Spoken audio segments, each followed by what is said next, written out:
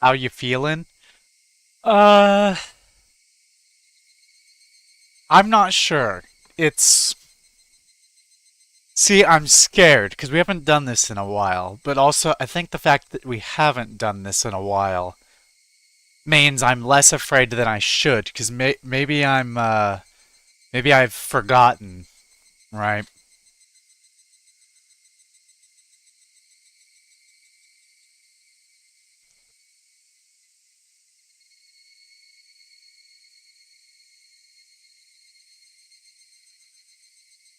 I'll probably I don't even remember where we left off. Uh I didn't recap myself. I figured we'd get back into it. I mean, I remember the general things, right? But I'm sure there's some details I've forgotten. Do you need a recap of the chapter? That would probably help. Just so I'm not completely. I mean, I don't think I'll be completely lost. I remember a lot of the general plot points of. I mean, we're dealing with Sadako's uncle in this chapter. He's abusive. Uh, things of that sort. Nasty, nasty abuse. All different kinds of abuse. Um, but intricate details of maybe individual events. I've probably lost some because for those watching this at a later date, if anyone is, it's been 9 months between the last stream of Higurashi and now. I've been very busy with university. I just graduated like this weekend, so here's the deal. It's not that in these 9 months I've never ever had a single day of free time. Of course I have. There were opportunities where I did have time to stream. I just did not want to. It was I really, really would be so wiped out that even on the weekends I would just want I'd get like a day or two of rest and I really would just not want to do anything. And then like most weekends I did have to do work. Um because it was my senior year. So very, very, very busy. But I'm done now. Uh, so I'm gonna get back into my normal uh, stream schedule 3 times a week. Uh, Higurashi Mondays. Wednesday, we're doing. Did I say Wednesday is Tomodachi? I think it's Wednesday, and then Friday is gonna be GTA 4, which is exciting. I'm excited to get back to that. We started this chapter with a corpse being found. I remember that. Keiji started really bonding with Sadako after the cooking incident. I remember this. Keiichi met Iri and Shion got a bit weird when Satoshi was mentioned. I remember that. Okay. See, I remember those sorts of things. Um, I recall Sadako having like a bit of a mental breakdown in the class at some point. I believe that happened. Yes, yes. Uh, yeah. No, I remember the broad strokes of this is a very Sadako focused chapter. We've learned a lot about her uncle. He's very abusive in multiple ways, sexually abusive. Uh, so I remember all of that, but I'm sure there's some other details I've forgotten. But yeah, I'm glad to be back to streaming. Then Sadako disappeared for a bit and Keiichi found us because of her uncle. He tried to save her, including a big fight with me on Arena. Sadako came back and he meant breakdown. Yeah, I remember that. And after the breakdown, Keiichi decided he needed to die. I remember this because I was 100% on board. That I was like, "Yep, we gotta kill that guy. We gotta kill him." I'm in agreement. Let's kill him.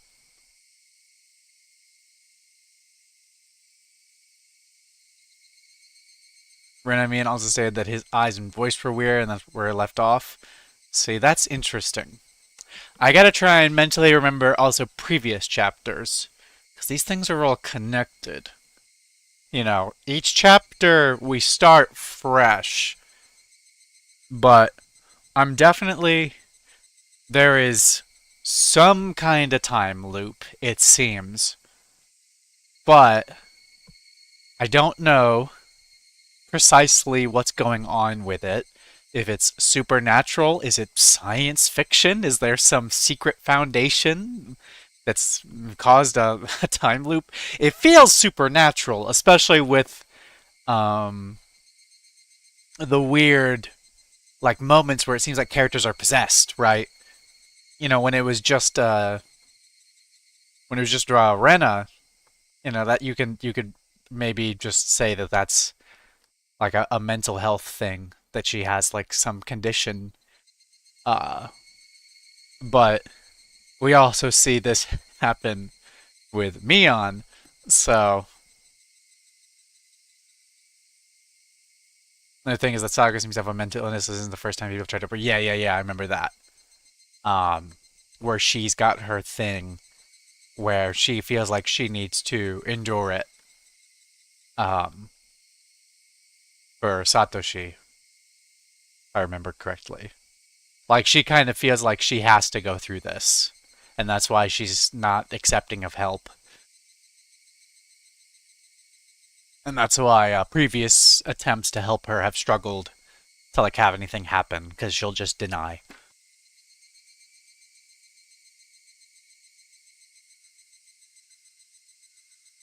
So yeah, let's kill this guy. Um, no, it's got to happen. Like we all agree.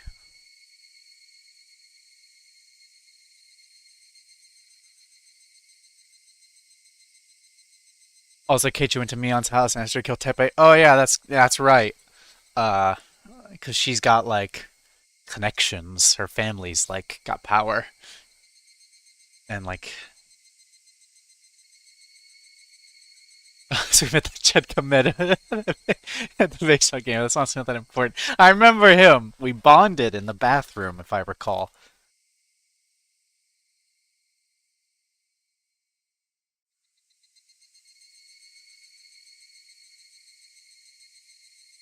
I think we shouldn't do it alone. We need our gang, right? We need our gang.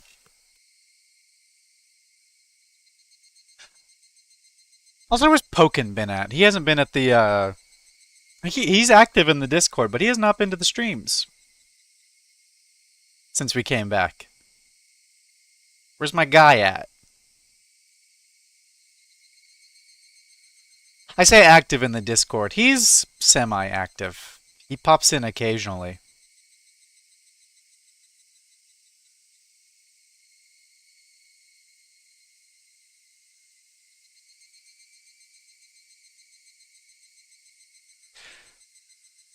I gotta make an updated version of that Tomodachi tier maker template I made because we got a couple new Miis. He might just be busy. That's probably the case.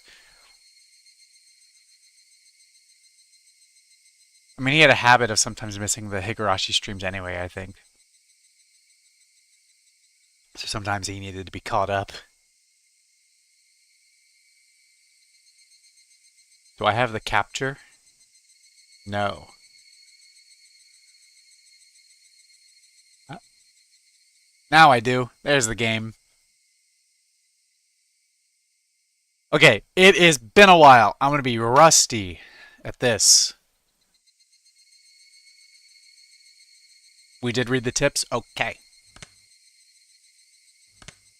End of chapter 8. What even were the tips? Who knows? I might just skim through these and not fully read them. Oh, yeah.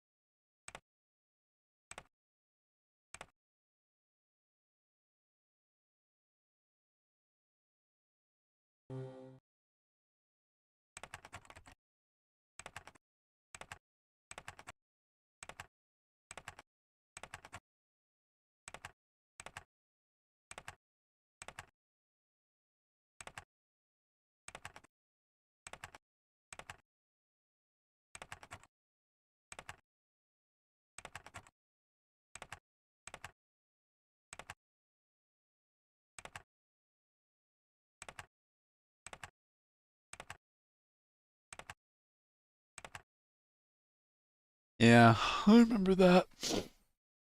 Okay, let's go.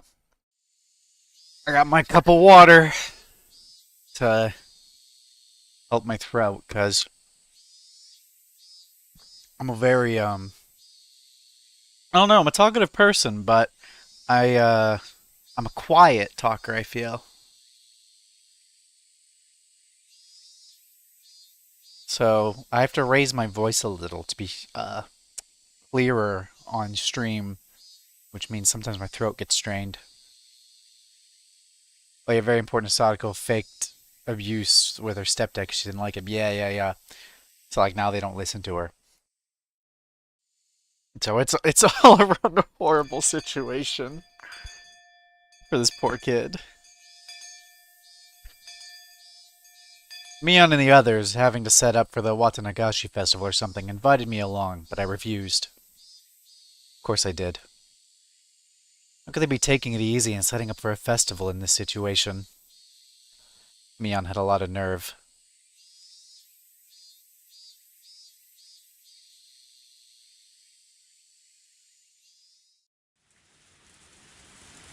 First thing I did when I got back was take a shower. Not because I wanted to wash off sweat, just because I wanted to be even calmer. I already understood this, but killing that man would be so very easy. The really hard thing would be not getting arrested for it so we could get our peaceful days back. As I thought about it, I realized it wasn't easy. Japan's police force have the highest arrest rate in the world. I need to deceitfully pull off the perfect crime. Couldn't be a half-hearted attempt. Still, it wasn't 100%. Even the best police force in the world couldn't have a 100% arrest rate. I've read a lot of articles on trials with people brought up on false charges. At court, they consider whether the charges are false or not, but figuring out the real criminal is entirely out of scope. And that meant perfect crimes did exist. In fact, perfect crimes are sort of like works of art. They could even be respected and revered. You just had to look at the inundation of mystery novels everywhere throughout history. They dealt with all sorts of difficult to solve incidents, involving secret rooms and alibis and stuff, but they all wanted to show one thing. They wanted to show the beauty of a perfect crime. There's something divine in the flawlessness of the word perfect. Yes. Perfect crimes are skills of the gods. In that sense, the serial freak deaths that they were calling the curse of Oyashiro-sama. I understood. They must have been the works of gods. He talking like this Yumi Neko? What happens in Yumi Neko, man? Each one appeared to have been resolved, but they couldn't stop it from happening every year. Yeah, skills belonging only to gods. Those are perfect crimes.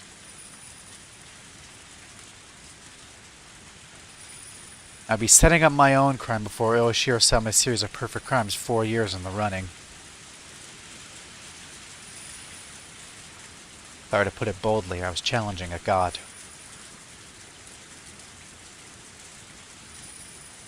Foolhardiness would be needed to make the decision. But I need to be calm, cool, colder than ice to put that plan together. Kill him like a flame. But as systematic as ice.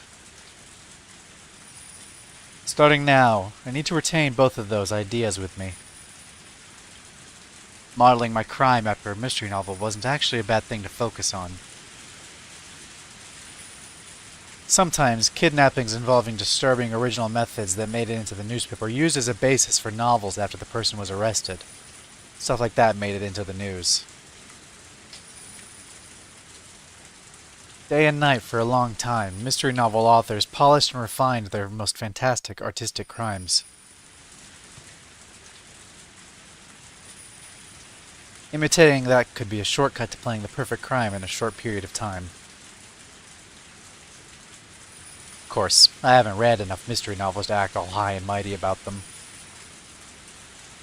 The one who really liked mystery novels was my mom. She'd read every well-known mystery novel from overseas, from past and present. Every time she watched mystery shows, she would always criticize them as having cheap tricks or being poorly thought out. I wonder what the perfect crime would mean to her.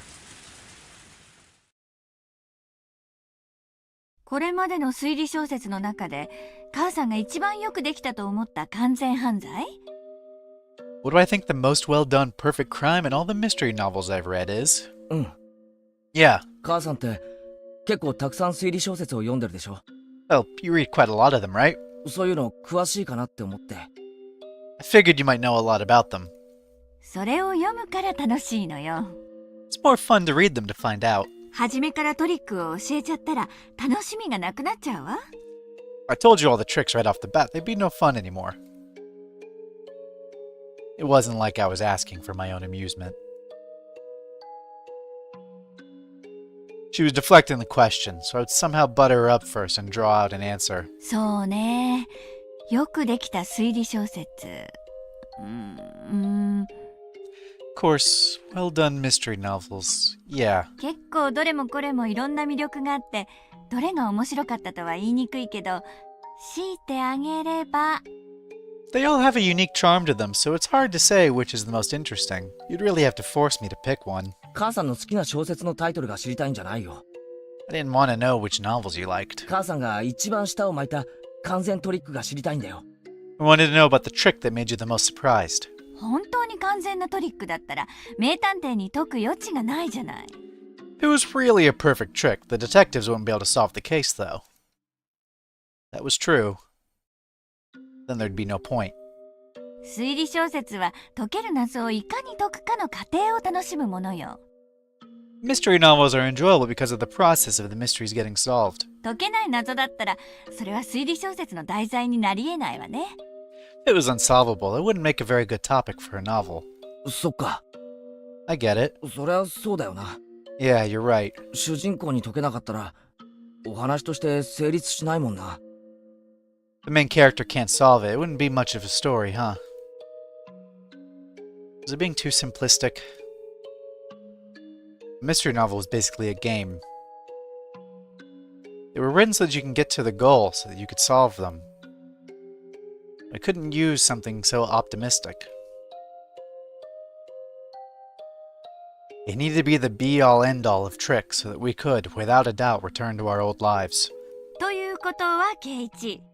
By the way, Keiichi, 真の完全犯罪は物語にすらならないというのがわかるかしら you understand that truly perfect crimes don't even become stories? Mom looked at me intellectually and grinned impishly. I'd never gotten to read it, but apparently one time a long time ago, Mom had written her own mystery novel and submitted it for some mystery novel award. Apparently she was really into it. 物語にならないってどういう意味 Don't even become stories? What does that mean? ケイチ、物語の最低構成要素は Keiichi, what are the essential parts of a story? 起承転結。A beginning, a middle, and an end? 正解。 Correct. 特に肝心なのは当たり前だけど、木に当たる部分よ。The beginning, of course, is especially important. スタートの木がなかったら、そもそも物語は始まらない。If there's no beginning, then the story never starts. そりゃそうだよ。Well, yeah. 何も起こらなかったら何も始まらない。If nothing happened, nothing would begin. そう。 Right. 何も起こらないから事件にもならない。Nothing happens. There wouldn't even be an incident. Nothing ever happens. 探偵も呼ばれないから推理もない。Detectives wouldn't be called, so there wouldn't be any mystery. 推理がないなら解決もない。There'd be no mystery, so there'd be no solution. つまり、これが究極の完全犯罪。In other words, it would be the ultimate perfect crime. ちょっと待って。Wait a second. もう一度説明してくれるかな Could you explain that again? My mom just told me something absurd. And she was saying it so smoothly too, so I kind of tuned her out, but She said something extremely important just now. そんな難しい話じゃないわよ。 It's not really that difficult to understand. そもそも事件が発覚しなければいいだけの話。 The incident just has to never come to light, that's all. そもそも発覚しない事件。 Just has to never come to light. つまり、例えばよ。 For example, how about this? 誰も立ち入らない深い森の奥で、おじいさんが一人暮らしをしているとする。 Say there's an old man living deep in a forest nobody goes into. うん。 Uh-huh. そのおじいさんがある日、斧で殺されました。 And one day, the old man gets killed by an axe. ちなみに犯人は、じゃあ、おじいさんの息子ね。 And, let's say the criminal was the old man's son. おじいさんの家に来て一緒にお酒を飲んでいたんだけど、ちょっと喧嘩になって殺してしまった。 He went to the old man's house and they were drinking together, but they got into a fight and he killed him. What an extremely cheap plot. It was an impulsive crime without a bit of planning. It's pretty far from a perfect crime. でも圭一、 But Keiichi, そこはとても深い森の中の一軒家なの。 the house was really, really deep in this forest. 普段は絶対に誰も訪れない深い山奥の深い森の中。 So deep in the mountains that nobody would ever go out that far. さて、殺した息子は町に帰ってきてこう言うの。 Then his son would go back to town and お say, じいさんは元気だった。 but the old man was doing fine. それのどこが完全犯罪なの？ What about that as a perfect crime? 圭一、 Keiichi, この事件はね、おじいさんが殺されているのが見つかって初めて機を迎えるのよ。 this incident would only begin when it was found out that the old man was killed. もしもこの後、誰もおじいさんの家を訪れなかったら、永久に機は訪れない。 If nobody ever visited the old man's house after that, that beginning would never occur. Beginning would never occur. I want to tuck that phrase in my mind. だからつまり、物語は始まらない。 So basically, the story wouldn't start. I feel like the game is telling me something. Like, I feel like there's another layer to this. Like, this is Keiichi planning a perfect murder where it's like, oh, the perfect murder is one where no one even suspects something happened. So that it never even gets investigated in the first place. But I feel like this being like... I feel like there's another layer to this. 事件が発覚しないから探偵も呼ばれない。 The incident wouldn't come to light, and they wouldn't call in detectives. そもそも誰も不審に思わないから謎も起こらない。 And nobody would be suspicious in the first place, so there'd be no mystery. おじいさんは今日も一人でのんびり森の奥で暮らしているんだろうね。 They'd think the old man was still living by himself deep in the forest. で、お空におじいさんの顔が浮かんで、ジエンド。 And the old man's face would appear in the sky, and that would be it. どう？こんな感じで。 Something like that, you know? すごいじゃないか。 That's amazing. それちゃんとしたトリックだよ。 That's a pretty great trick. でも娯楽小説にはならないわね。 But it wouldn't be a novel. 推理小説は所詮娯楽書。 I will say this scene is one of the few to get referenced in Yumi Neko. Oh boy! I gotta get to Yumi Neko at some point. I don't know if I'll stream it, but I'm gonna probably play Yumi Neko. Mystery novels are for entertainment after all. 完全犯罪の指南書にはなり得ないんだから。 They can't be instruction manuals for perfect crimes. I was trying hard to talk cheerfully to fool her. But inside I was excited. Special tools, strange geography, mysterious drugs, traps involving huge sums of cash. None of them were needed for perfect crimes. The important thing was that there wasn't a beginning. As long as the incident didn't come to light, it would be fine. Speaking broadly, I could kill him without anyone finding out. and dispose of the corpse somewhere no one could find. It would basically already be a perfect crime. Of course, if someone up and vanished one day all of a sudden, people would get suspicious. Some people say you can read it without Higurashi, and yeah, you'll understand the main stuff, but there's a lot of stuff that'll just go over your head. Interesting. That didn't apply to this man. Oops. Last year, after their aunt died, he ran away from the village in fear of Oyashiro-sama. When the night of Watanagashi came around again, everyone would have to think that he ran away in fear again. I mean, he had been living with a lover of his in town. No matter what it felt like when he vanished, no one would be suspicious. People hated him after all. No one would care where he went if he disappeared. When I thought about it like that, it got easier and easier to imagine killing him. There was no point in thinking inside my house anymore. Let's go do it. I left, getting my bike out of the garage. For now, it didn't matter where I was going. I just rode through the wind, trying to calm my excitement by feeling the cool air on my body. Dude, that is so how it feels so good thinking about killing somebody.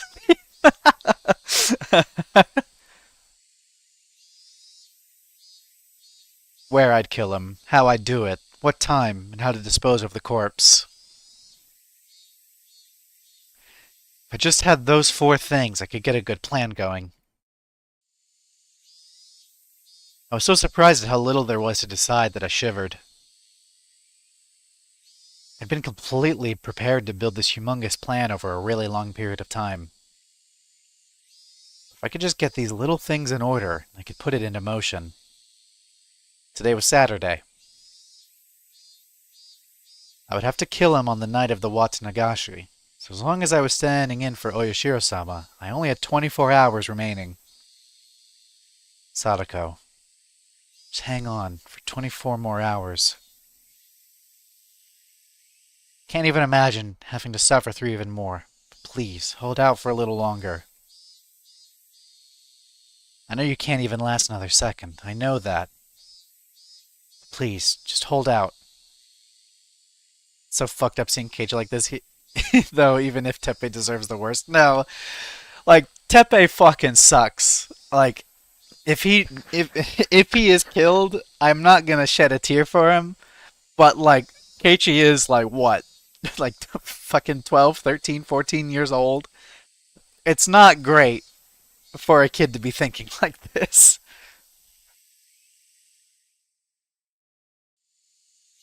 Just hold out. Yunini will save you for sure.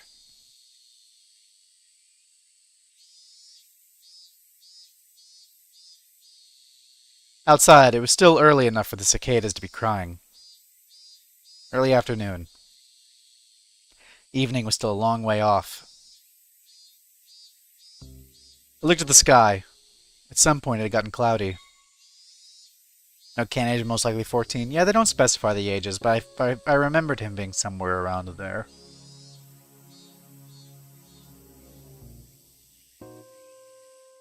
Come to think of it, as I left the house, I heard on the TV that the weather forecast was calling for a chance of rain on Sunday. The sky was the color of lead. If I heard a little bit of thunder, I'd definitely have expected a sudden evening shower. My first destination was school. Before explaining why I was going there, I needed to explain what method for killing that man I had decided upon. I decided the most suitable death, the one I needed to give him, was the same as last year's curse. Same as the punishment their aunt had received, being beaten to death. I wondered if it was going to go there. Wouldn't beating him to death be somewhat unreliable? You may think that stabbing him with a blade would be more reliable. This was something I had chosen after a lot of thought. You just needed to think realistically. The law. It prohibited carrying any blades longer than 10 centimeters, I think. So the blades available to me, even the longest ones, were still limited to things shorter than a ruler. You can probably understand how tricky it would be with such a short reach to go up against an opponent that might fight back. In that case, a weapon with more reach, like a staff, would be far more advantageous. It might not be quite as inherently lethal, but since you could just keep hitting the guy until you killed him, the end result was the same. So, what's a staff-like deadly weapon, terrifyingly powerful and also eminently portable? By this point, you should immediately think of a metal baseball bat. What? No way! I was totally not thinking of that! I don't need to explain how terrifying a metal baseball bat can be as a weapon.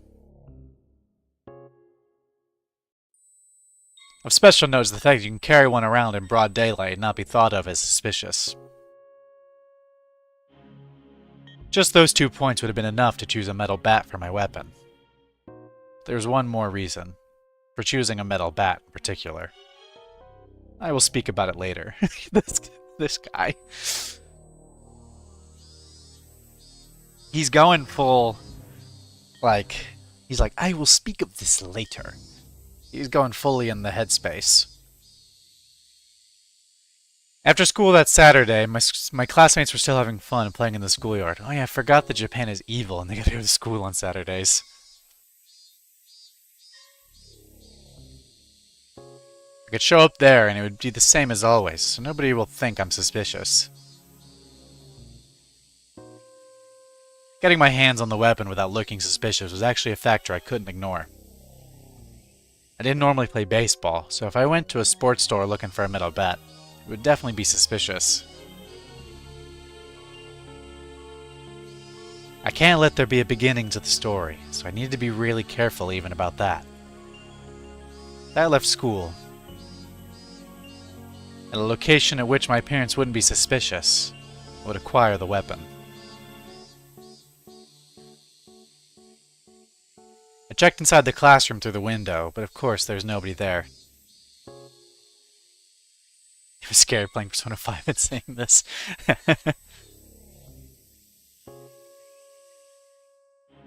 The only students who would stay in there were me and the others when doing club activities. Without us, the classroom after school was just an empty, unused room. Without glancing around nervously, as if I'd just gone to get something I'd forgotten, I casually went in the entrance.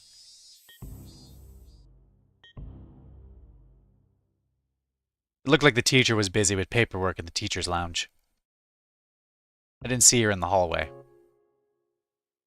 Naturally, yet quickly as a shadow, I entered the classroom. The empty room was full of a strange, stagnant air that you couldn't feel normally. An empty classroom, nobody there.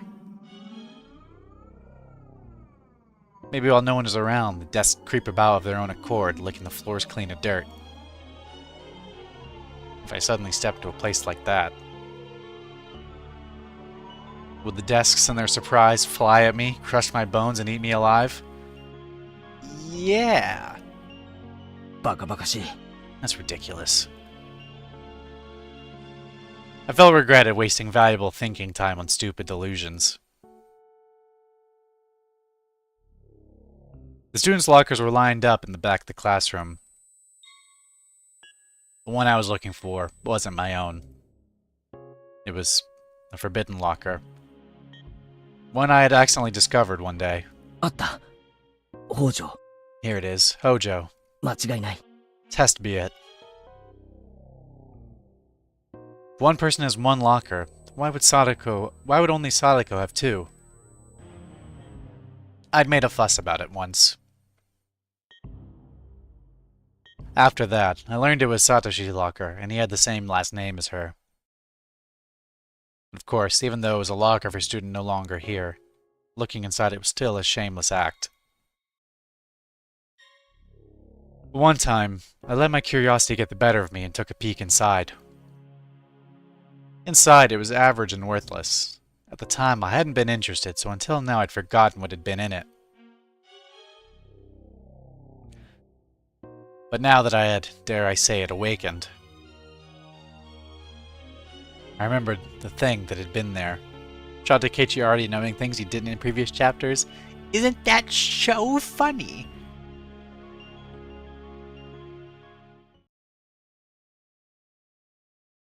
I opened the locker, and a stench of mold and sweat wafted out, like a gym storehouse that hadn't been cleaned in weeks.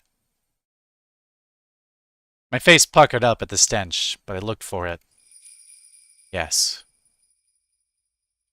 Satoshi was on Coach's baseball team. Inside the locker was a Himizawa fighter's uniform, and it. The one Satoshi used. Metal bat. Yes. This was the reason I wanted to choose this bat. This murder would be carried out by me. This wasn't originally my role. It was Satoshi's. But I would stand in for him and call myself Sadako's Nini. It was one of the rules for standing in for him. I reached for the metal bat and grasped it firmly. It was light. And yet, its tip had enough heft in it, enough to easily imagine the horror if I brought it down with all my might. Satoshi, I'll give you one last chance to save your sister. Lend me your strength. You're a coward, but I will stand in for you. So if you still care even a little bit about her, you will lend me your strength. There's no more suitable weapon in the world for putting that man to death than your bat. Now I just need to figure out where to hide it. Tomorrow, before the act, I would just stop by the school and grab it. Because I couldn't ignore the possibility someone would see me bringing it home and think it was strange.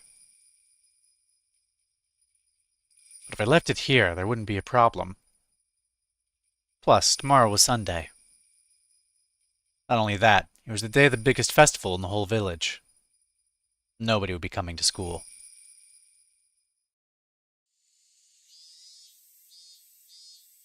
I left out the entrance and went over to a construction vehicle parked nearby. We'd been warned by our teacher not to touch it just for laughs, so none of the kids would come near the vehicle either. They wouldn't, because if she found out they touched it, they'd be in huge trouble. Quietly hid it in the shadow of the vehicle. The chances of someone operating the vehicle tomorrow were slim to none, because tomorrow was Sunday. Government workers had the day off. And, from what my classmates had said, the thing had been left here for years now.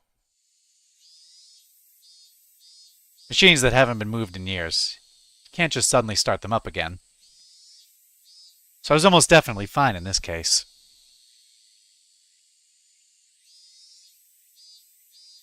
The sunlight was piercingly hot. My head grew faint for a moment. Had the heat been this harsh for the entire day? A moment of dulled thoughts like this was a moment of carelessness. I gave myself a couple hits in the head, then looked around warily. Okay.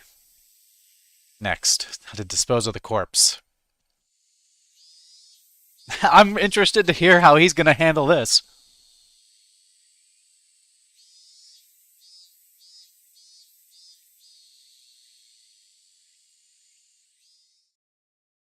This is easily the hardest part. Disposing of the corpse. The ultimate way not to create a beginning was to not let the corpse be found. It was even more important than killing him.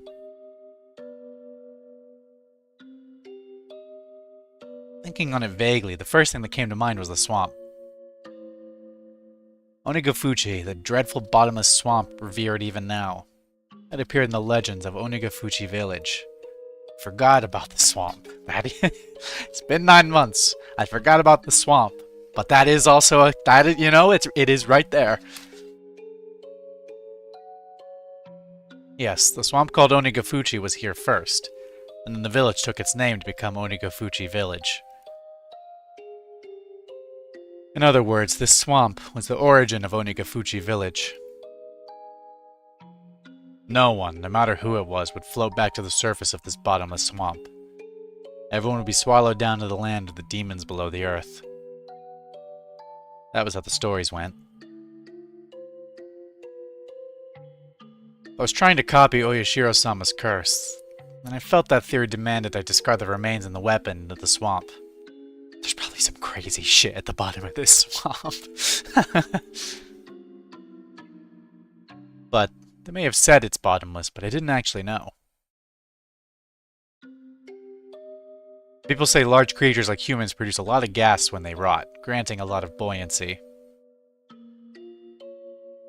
It was why using fairly heavy objects to hold people down didn't work. Come to think of it, with the curse the year before last, Rika-chan's mother drowned herself in this swamp. And the criminal behind the dismemberment that went missing the year of the first curse, too. It was rumored he tried to discard the body in the swamp and accidentally drowned in it. I never heard of the corpse coming back up or them finding it. Then, shouldn't I choose to discard the corpse there too? Could discard the weapon there. And then, for example, if her uncle came out on a motorcycle and attacked, it'd be convenient to get rid of the bike too. I knew that Sadako's uncle generally used a motorcycle for transportation. But as for the corpse... After a lot of worrying, I decided not to discard the corpse in the swamp. The drowning, suicide, and accident were both rumors. Nobody knew if they'd actually happened. There were no lack of false rumors about their drowning suicide anyway. It was possible the murderer hadn't drowned then and was still on the run. That meant no one had ever confirmed a corpse being dropped in there and then not coming back up. Then what would I do with the body?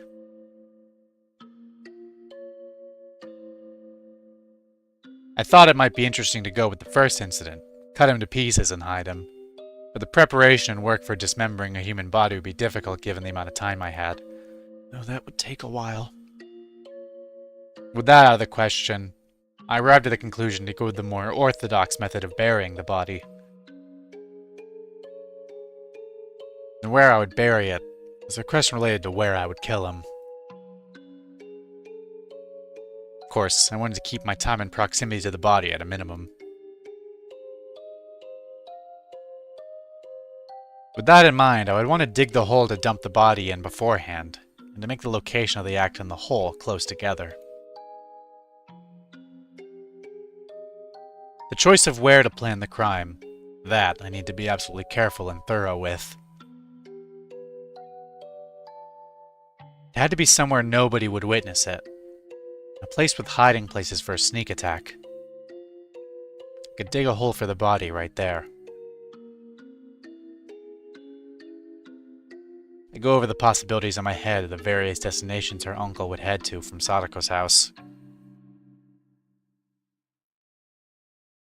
I imagined a map of the area in my head, and then I found a place that fulfilled those conditions so easily it was almost unbelievable. A bit of a back road that went through the woods. I didn't think her uncle would go deeper into the mountains of Yaguchi on a whim. If he was going somewhere, he'd pass through these woods first. And nobody used this back way unless they had something to do at Sadako's house or one or two other places. This place was fantastically ideal, as few people used it. I would wait for him in these woods. Would an ambush actually be possible? I went into the trees and tried really hiding myself in a few places. It's extremely quiet. My senses could be sharpened here to their maximum amount. I didn't know when he'd come, but I'd wait right here for Sadako's uncle. I actually had some trouble coming to that decision. The question arose of whether I should somehow call the man out. Was there a risk I'd be taking by luring him here? That man made Sadako do all the shopping and errands. He seldom left on his own business. He wouldn't leave unless I worked out a plan to force him to, would he? That was the question. Tomorrow was the Watanagashi festival. Would he go out for the festival or would he stay inside? He stayed inside. I want to drag him out of his house. That's right. Wouldn't he make Sadako go to the festival? Sadako would go to the festival. Meanwhile, I would call the man. This is the Okinomiya police station. We have the young lady from your house. Could you come and pick her up immediately? Didn't even have to be the police. This is the clinic. The young lady from your house has been injured. Please come and pick her up. Yes, that would work too.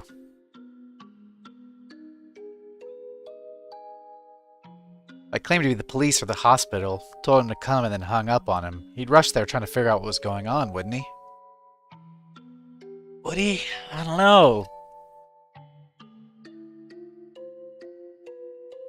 Just the other day, he was visited by a probation officer.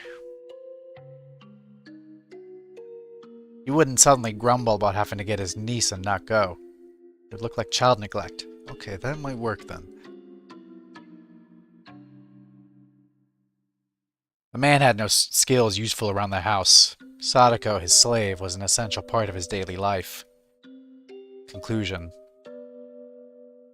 If he went out to the festival, I would attack him here on his way there or back. If he didn't, I would lure him out by phone.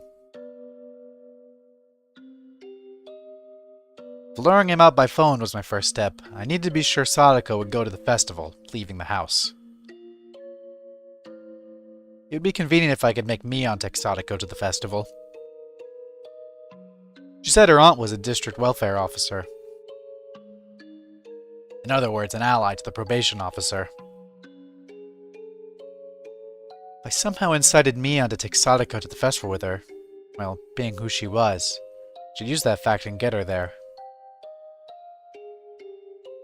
Sadako should just take a break and have fun at the festival with everyone. She should have a good time, reminisce on her former peaceful days, and when she went home, everything would be over. Yeah, that would be the best outcome. With that decided, I needed to dig a hole somewhere in the woods to hide the body.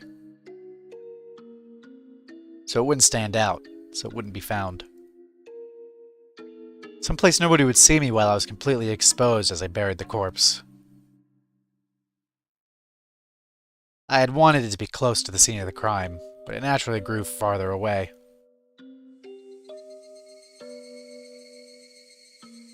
Deep in the bosom of the Black Forest. The voices of the Higurashi were the only sounds here, informing me that people shouldn't indiscreetly set foot in this place. 穴を掘るか。 Digging a hole, huh? Digging a hole with so many tree roots crawling around the ground would be far more difficult than I'd envisioned. I snuck a gardening spade out here in my bag, but that wouldn't be enough. You need a shovel, boy. Still, as I looked into various approaches, I managed to find a place I could dig into. Tomorrow, I'd bring a real shovel from the storeroom at home. I'd manage with that.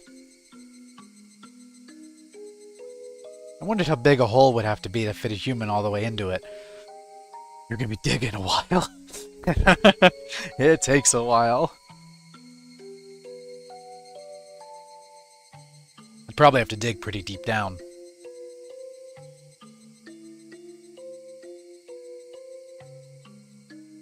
If I was slipshod in these efforts, I'd let a beginning occur.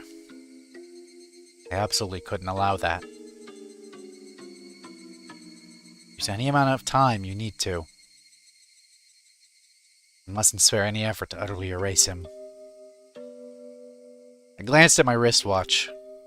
It was a little past 6. This was probably all I was going to get done here for today.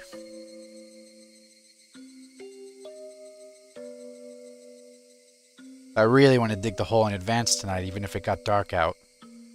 Mom would be upset if I stayed out that late. It wouldn't be good to come off as suspicious to my parents.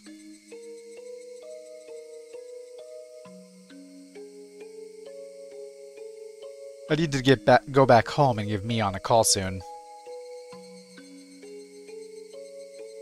I need to get her to promise Sadako to take her by tonight. After that, today would be done. Done. Would it be, though? Was this really everything I could do to prepare right now? I decided where to kill him. I decided how to kill him. I decided, of course, how to dispose of the body. I didn't decide on time, but I would play that by ear. I didn't have a way to decide that. Is that really all? Is this really all right? Have I overlooked anything? Did this really go how I planned?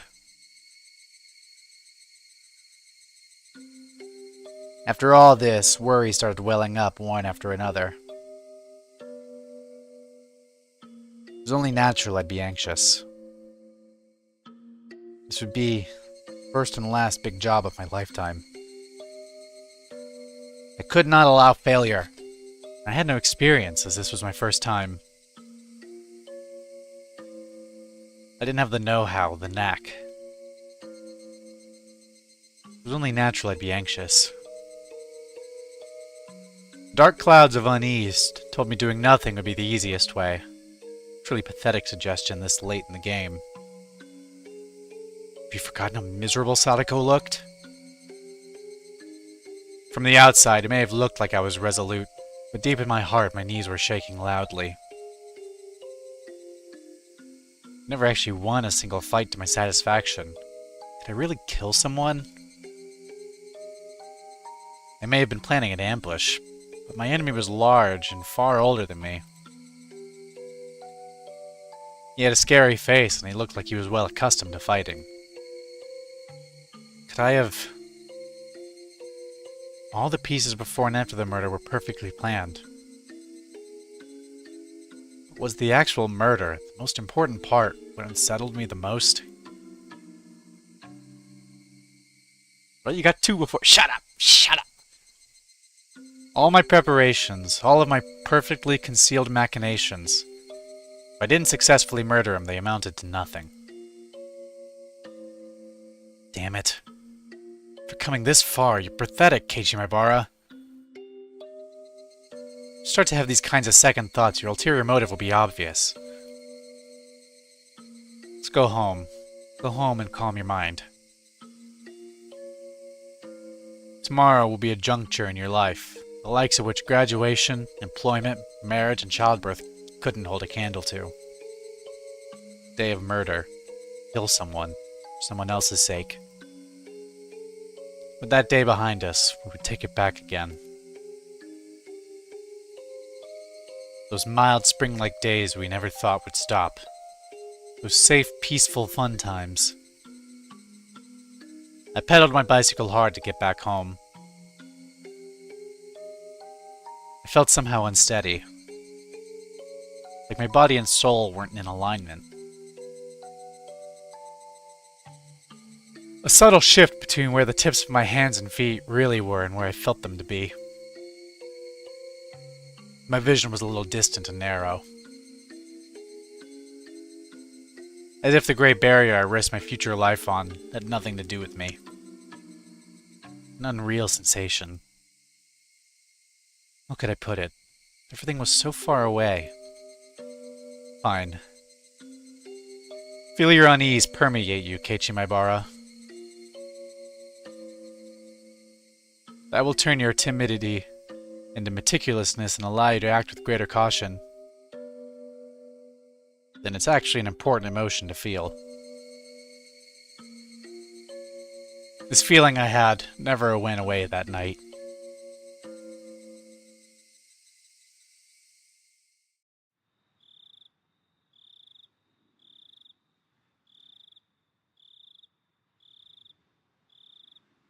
This has been an interesting stream. No, we've been plotting a murder. Oh, it's like, oh god, how does it go wrong? Because he's not going to succeed. I mean, he might actually kill the guy. But, like, getting away with it? That's a whole nother dilemma. I don't know, Koichi. I don't know.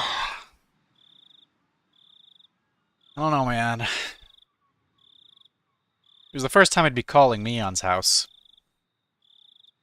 I searched for her in the phone book the school gave me, and dialed a short phone number, the kind unique to remote places. Phone books are crazy. We don't do those no more. It's around dinner time. She'd probably be home.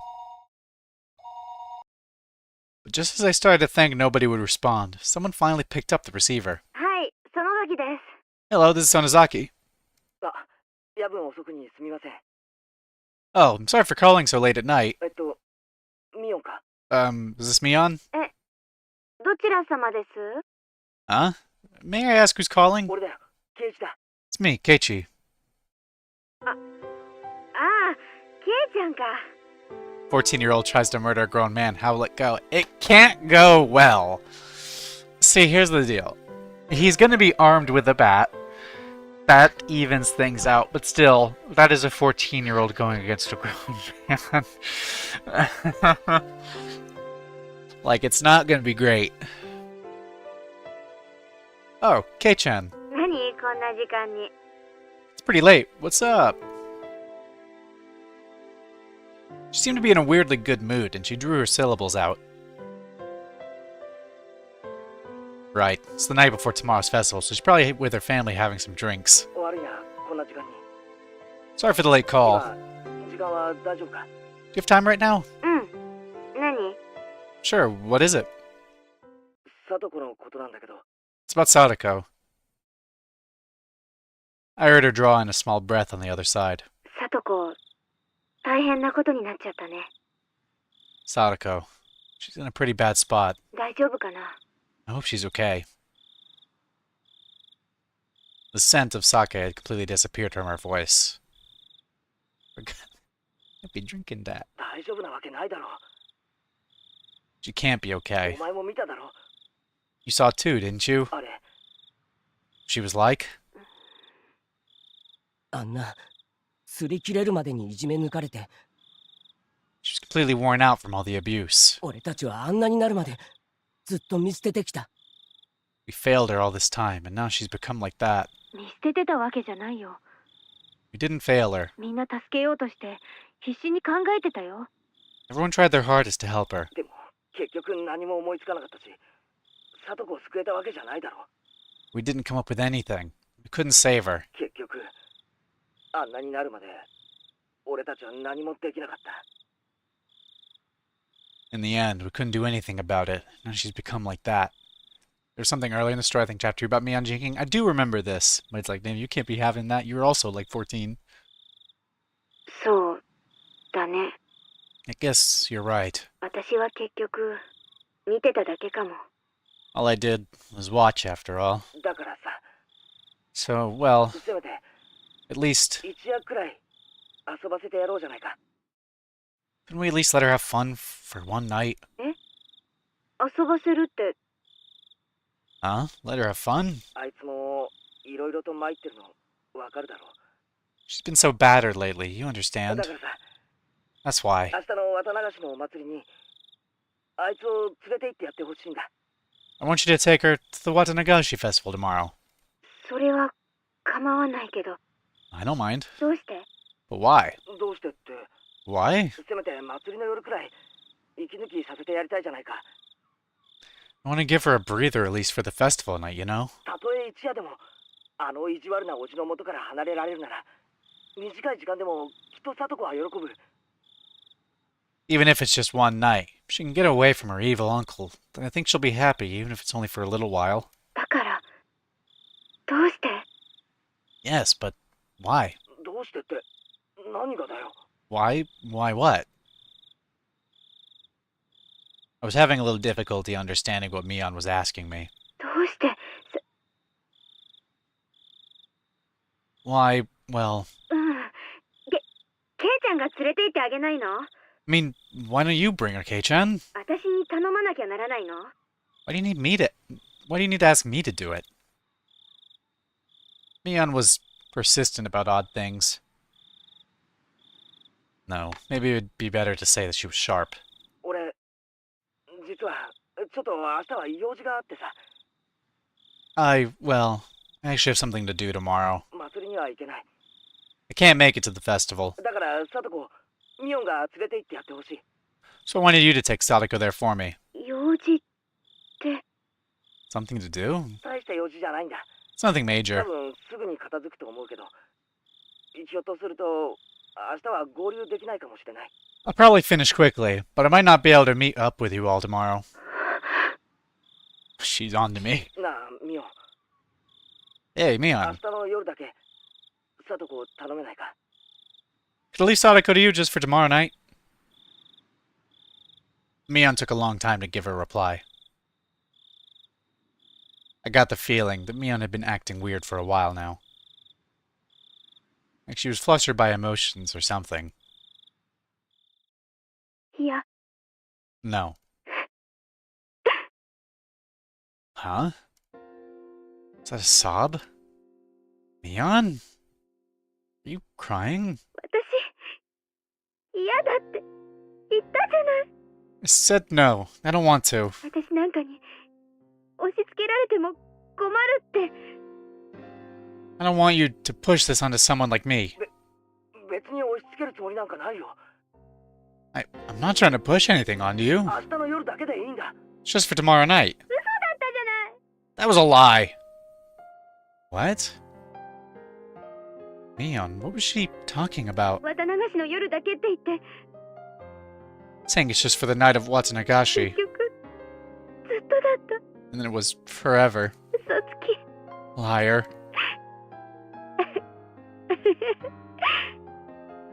でもおあいこかな。 But I guess we're even, huh? 私全然あなたとの約束守ってないから。 I couldn't keep the promise I made with you. あの子はずっとほったらかしだしね。 I left her alone all this time. I had no idea what to say to that. Mion was clearly now talking to someone other than me. I didn't know who. All I could do was listen to her in a daze. あれからずっと帰ってこないのに、あの子のことをもう一度押し付けるためだけにまた電話をしてきたんですね。 You never came back after that, and now you called me again to push her onto me. 本当にずるい人 You're so unfair. ね。あなたサトシ君なんでしょう。 I wondered if they'd directly say it. Hey, you're Satoshi-kun, aren't you? ミオン、さっきから何の話だ？ Mion, what are you talking about? When I said her name, whatever spell was on Mion was released. あは ごめん。 I'm sorry. なんでもないの。 It's nothing. ちょっとケイちゃんの今の電話にそっくりな電話を昔受けたことがあって。 It's just that I got a phone call a lot like the one you're making now a long time ago. それ、ひょっとしてサトシか？ Was it from Satoshi? Mion didn't answer. All I could hear were sobs coming through the receiver. ごめんね。 Sorry. ちょっと私寝ぼけてるみたい。 I think I'm still a little tipsy. 変なとこで感情的になっちゃった。 Got all weirdly emotional. ごめんね。焦ったでしょ。 Sorry, I probably scared you. I had no idea how it happened. But I was pretty sure that last year, on this very day, Satoshi had called Mion and told her to bring Sadako to the festival. And when she asked why he needed her to do it, You replied the same way I just did. サトシ、祭りに行かなかったんだな。 Satoshi didn't go to the festival, did he? うん。 Yeah. 用事があるから自分は行けないって言って。 He said he had something to do and couldn't make it. 代わりに私に聡子を祭りに連れて行ってくれって。 And he told me to take Sadako there in his place. その時、サトシも言ったんだな。 At the time, Satoshi said it too, didn't he? サトコを頼む。 Did he leave Sadako to you? うん。 Yeah, 言ったよ。 he did. 明日の夜だけ頼むってね。 Just for tomorrow night. ケイちゃんの言い方があまりにもよく似てたんで。 The way you said it was just like how he did. ちょっと思い出して取り乱しちゃった。 I just got a little upset, caught up in a memory and all. Didn't expect this. Satoshi had given her the exact same phone call 1 year ago today. That's very interesting. That's very interesting. This game. After that, Mion had said more. That he was lying. That he told her it would only be for the night of the festival. そうだったな。 I get it. サトシはその数日後に消えた。 A few days later, Satoshi disappeared. Disappeared might have been a rather vague way to put it. Whether he ran away or not, Satoshi left, abandoning Sadako. Yukishio-7 slapping his knee. No, he thinks he's so fucking clever. He thinks he's so clever. See, I wish it hadn't been so long since I played this game that I could remember more things from the previous chapters. Cause, oh god, wasn't it 2 years ago I started? Wasn't it like just the other day was like the 2-year anniversary of me starting this game? So there's a lot of stuff I don't remember. And I wish I remembered more. Cause I feel like I'm all in on time loop. But it's like, it's a weird time loop. Where things definitely carry over. And Keiichi has a lot of parallels with Satoshi, even and like just now it's like, oh, he gave this literally exact same phone call. Like the same day. And it's like, ugh. Like that definitely means something. Right? Like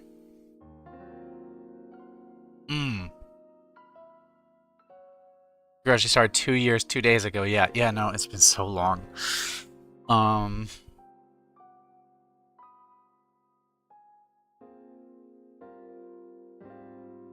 But that's really interesting that he had an exact same phone call. Wasn't because he disappeared last year. What was also last year? I really want to hear you go on a huge theory crash out.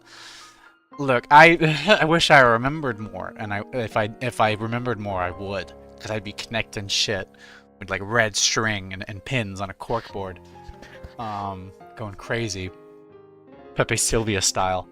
No, because like we have a fuck ton, like Keiichi and Satoshi have a fuck ton of parallels, like it's crazy, like. But in every way, especially this chapter, Keiichi has filled in Satoshi's specific role, like, 1-to-1. Like, and now we're, like, doing a phone call exactly like he did. Like, I don't know if it's supposed to be that there is some time loop, but memories from previous loops leak through to the next loop. And so, like, I'm actually Satoshi? Like, Keiichi is Satoshi, and they remember him, but that's actually a weird, distorted memory of Keiichi from a previous time loop? I don't know. Right? But, like, that's where my mind goes. That's convoluted, but that's where my head goes.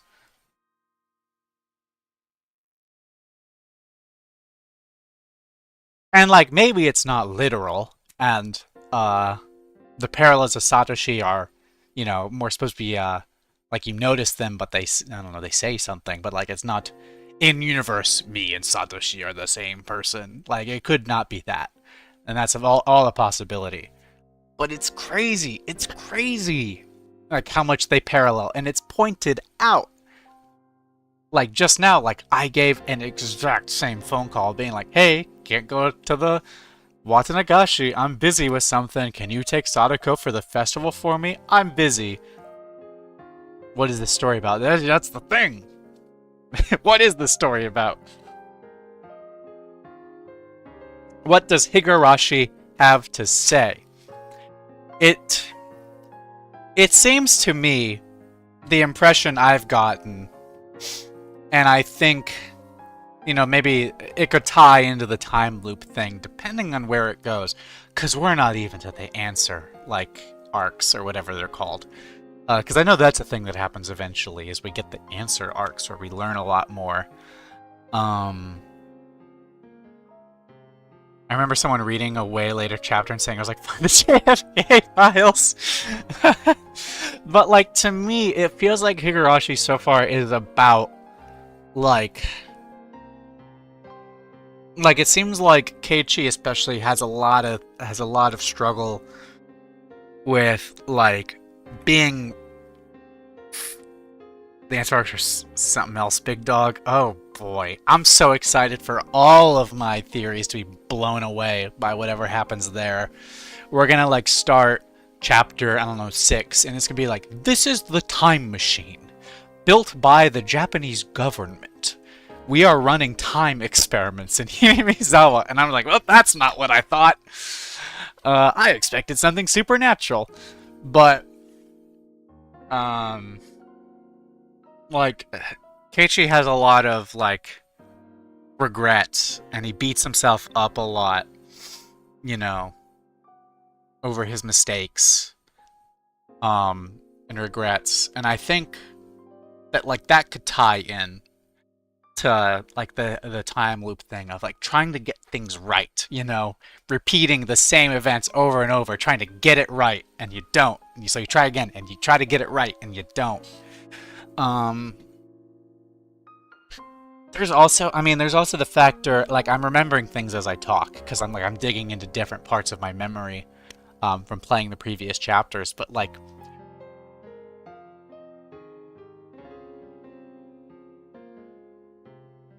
sorry, I remember Rika kind of at least seems to know more than she's letting on,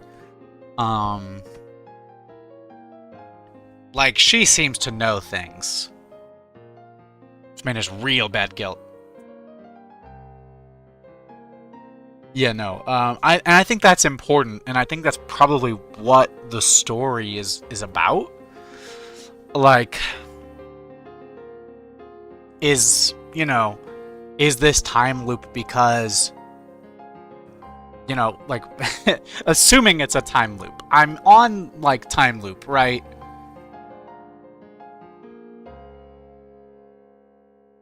It's crazy how I just know and have been here the whole time. Yeah, no, like, I'm spouting all sorts of things, and you're like, ha ha ha, none of that's true. But, like, I'm on the time loop idea that, like, this is a time loop. Is it, you know, some sci-fi shit? I don't think so. That would be really weird. It would come out of left field, which, I mean, hey, maybe that's the kind of writer Ryukishio 7 is. Is it'd be like, ha, gotcha. He is kind of that sort of guy from what I can tell. But that would be weird, to go the sci-fi route, and it's a time machine, and there's some scientific experiment under Hinamizawa. There are hints, Keiichi remembers previous chapters, which kind of saying, yeah. Which kind of, like, you know, you can interpret it not as a time loop, and each chapter is instead its own universe. That's also possible, but still, Keiichi knows things, and we're repeating past events. I mean, the murders on the Watanagashi happen every year, like on the same night. That feel, and like, it's a loop, like that keeps happening. that to me buys into the time loop idea, and I think it's supernatural. Could it not be? I don't know. It can all be solved by the end of this chapter since it was made as the last question arc initially. Isn't that crazy? I'm not gonna get it. I mean, you can't tell me if I'm right or not, right? Because you got to keep it a surprise. You can't spoil.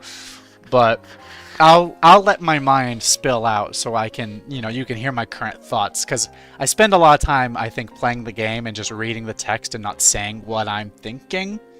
But I am paying attention and I am thinking. Everything that's answered had foreshadowing. Good, that's good storytelling. God, but there's so many other elements. I mean, my lips are sealed. Say something once, why say it again? But again, there's the dungeon that Shion was locked in. That's under like the Sonozaki house, I believe it was. They had their big compound. And they got fucking cages and torture stuff down there. Fucking, what else? Because that definitely means something. I'm just like millions of things each stream. It's got to be so funny to you. Because we're both getting a unique experience from these streams. Because you're basically getting a replay of the game. And so you get to notice things that were foreshadowed. Well, this is my first time through. So I'm like totally not catching stuff that's important. Or when I catch something, I'm probably misinterpreting it and getting it wrong. And so that feeds into like completely false theories. But yeah, there's the compound under the Sonozaki house, which I'm now trying to like piece into my mind. Because what does that mean? Every chapter is completely different, but yet Tomotaki and Takano always die the same. And that's weird, right? That there are constants. Like, what does that mean? I mean, who knows? Could that be shattered this chapter? We'll see. Because unless things change, when we've seen them, they showed up, I believe, right? Tomotaki and Takano, they've shown up this chapter, I think. But we're not even... Unless Keiichi's plans change, we're not going to the festival. Also, Mion was like declared dead before the attack on Keiichi in chapter 2. Yeah, which is a whole other thing. Like, what is happening? No, there is some weirdness going on.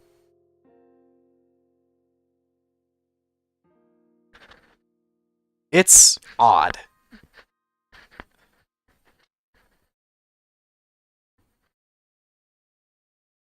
I feel like chapter 2 like broke my brain.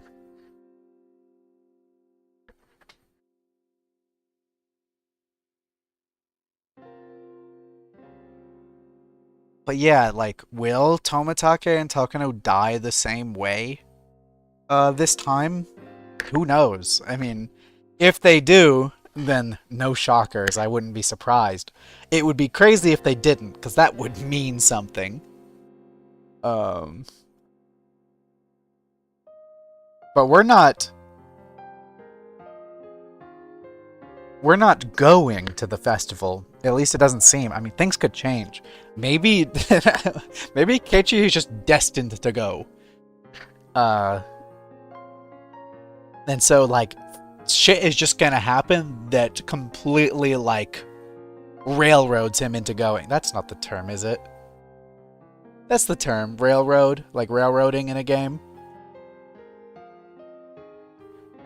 Like, where he just completely gets guided along one path, and you cannot stray from it. Like, is everything just gonna go in a direction where he ends up at the festival, no matter what? And Tomotage and Takano die the same way? I need to remember all the victims of the previous Watanagashi festivals, too. Because I keep losing track. Because... like every time so far, and I say every time so far as if it's been twice because we've only seen 2 chapters conclude. But in both chapter 1 and 2, Tomitake and Takano die on this Watanagashi. That's how it goes. And then the one previous, that's when, because it's one person dies, one person disappears. Yes, yes. And it was, what was the year before that? That was Satoshi disappeared. Who died? Was it the aunt? Did she die that same year? I think so. And then before that, wasn't that Rika's mother? I don't remember what was revealed, but Sadako and Rika's parents were victims. Yeah.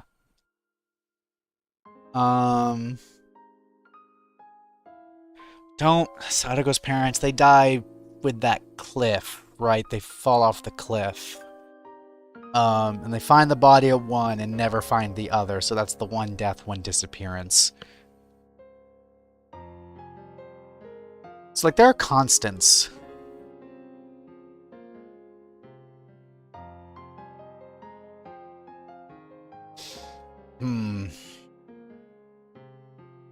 It's weird. It's weird. Huh.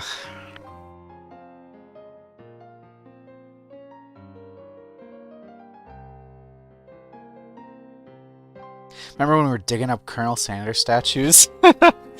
Okay. Yeah. Okay. We'll talk more post-stream. Let's continue. そう Yes. 転校でもなく家出でもなく He didn't transfer or run away from home. He disappeared. And then, an idea far more indistinct than even fog crossed my mind. Satoshi made exactly the same phone call as me last year.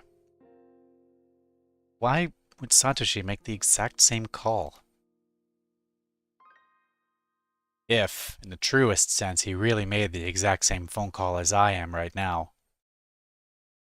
In the incident where their aunt was beaten to death. Could it... サトシだ。 was Satoshi. え Huh? 何が What was that?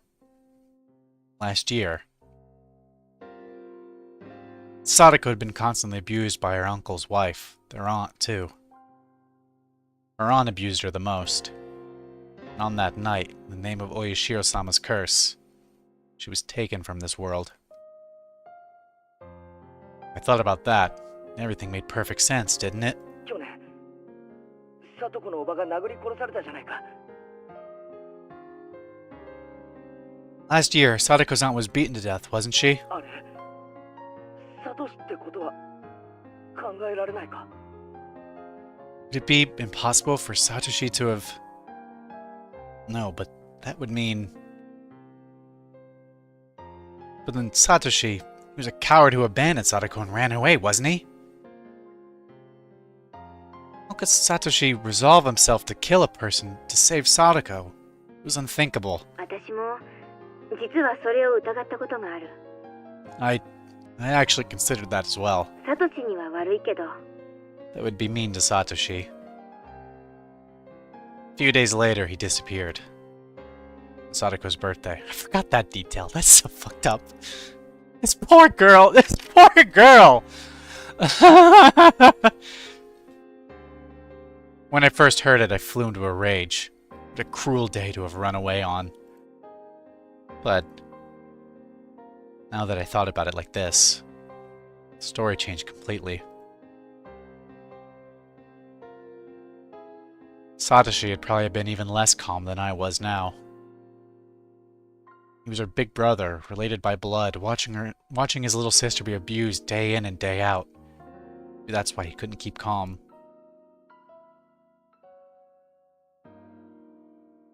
Sadako suffered more than Jesus? This is true. I want this moon CG for the thumbnail. And that was why the corpse of their aunt, beaten to death, was so easily discovered. Satoshi lost himself in his anger and hadn't hidden the corpse. He'd permitted a beginning to occur. If the police conducted a full-blown investigation, it was easy to imagine they wouldn't take long to pin down Satoshi as the culprit. Satoshi. He wished for a return to peaceful days with Sadako, though he achieved it for a time. He had been steadily driven into a corner. And then, he wanted to at least hold out until Sadako's birthday. But finally, they nailed him.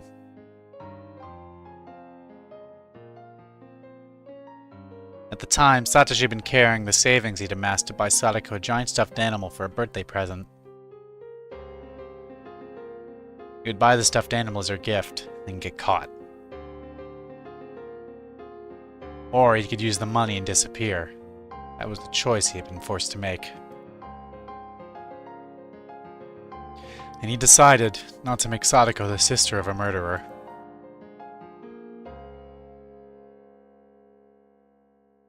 If that was the case, then it must have been an unspeakably bitter decision.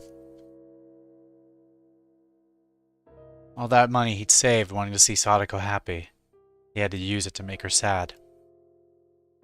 And he used the savings and disappeared to Tokyo if the rumors were true. サトシはそれで消えたのか。 Is that how Satoshi disappeared? それはわからない。 I don't know. 大石なんかはそう思ってるみたいだけどね。 That Uishi guy seems to think that way, though. Uishi. Had he been slowly driven into a corner by that repulsive man's pig-headed pursuit? 確かに状況証拠は揃ってるけど、多分ケイちゃんの推理は外れだと思う。 The circumstantial evidence is all there, but I think your deduction is wrong. 県内のどっかで捕まったろくでなしが犯行を自供したっていうし。 They caught some lowlife somewhere in the prefecture, and he apparently turned himself in for the crime. That was right. And even had confessed, and the incident was solved. そいつは本当にただの異常者で、南沢とは何の縁もない男だったって。 They said he really was just a crazy person, and that he had no ties to Hinamizawa. もちろんサトシとも何の関係もない。 And no relationship with Satoshi, of course. だからそんな奴がサトシの身代わりになって嘘をついてくれたなんて到底思えないし。 I mean, I have a pretty hard time believing the guy would lie in Satoshi's place. You couldn't just arbitrarily decide like that. You never know where or how humans are tied together. If that guy took the blame, then it was the perfect crime. Of course, if it was really a perfect crime, there would have been no reason for Satoshi to vanish. それにサトシには逃亡資金なんてなかったと思う。 Plus, I don't think Satoshi had the kind of money to run away. サトシが預金を下ろした日、 That day he withdrew all his こ savings. れは誰に言っても信じてくれないんだけど、 No matter who I tell this to, nobody believes me, but サトコのために買うと言ってたぬいぐるみが売れてショーケースからなくなってたの。 that stuffed animal he said he was buying for Sadako, it was gone from the display, sold. きっとサトシが買ったに違いない。 It must have been Satoshi. ちょっと待てよ。 Wait a minute. 逃走資金に使わないでぬいぐるみを買うために使ったならサトコのところへ帰るはずだろ。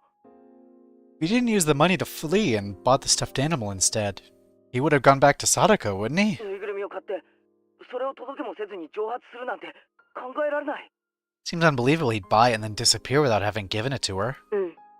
Yeah, だからわからなくなっちゃうんだよ。 so now I don't know what happened. まとまったお金があるならともかく、貯金を全部使っちゃったならサトシは無一文。 It'd be one thing if he had the money, but he used all his savings on it, so he'd be totally broke. お金もなく逃亡生活ができるほど世の中は甘くないよ。 Can't live a life on the run without money in this world. I didn't get it. After all that, I was understanding Satoshi less and less. Two of us fell silent. Couldn't even remember how we even got on this topic. ごめん。 Sorry. どこで話が脱線しちゃったんだか。 I think we got off topic. サトコの件ね。安心していいよ。 Sadako, right? don't worry. 実はもうちゃんと誘ってあるんだよ。 I actually already invited her. え Huh? 本当かよ。 You serious? 祭りの準備でみんなで神社に行った時さ、さとこを祭りに呼ぼうって話になったんだよ。 When everyone went to the shrine to prepare for the festival, we started talking about getting Sadako to the festival itself. それで集会所の電話でそのまま電話して誘ったんだ。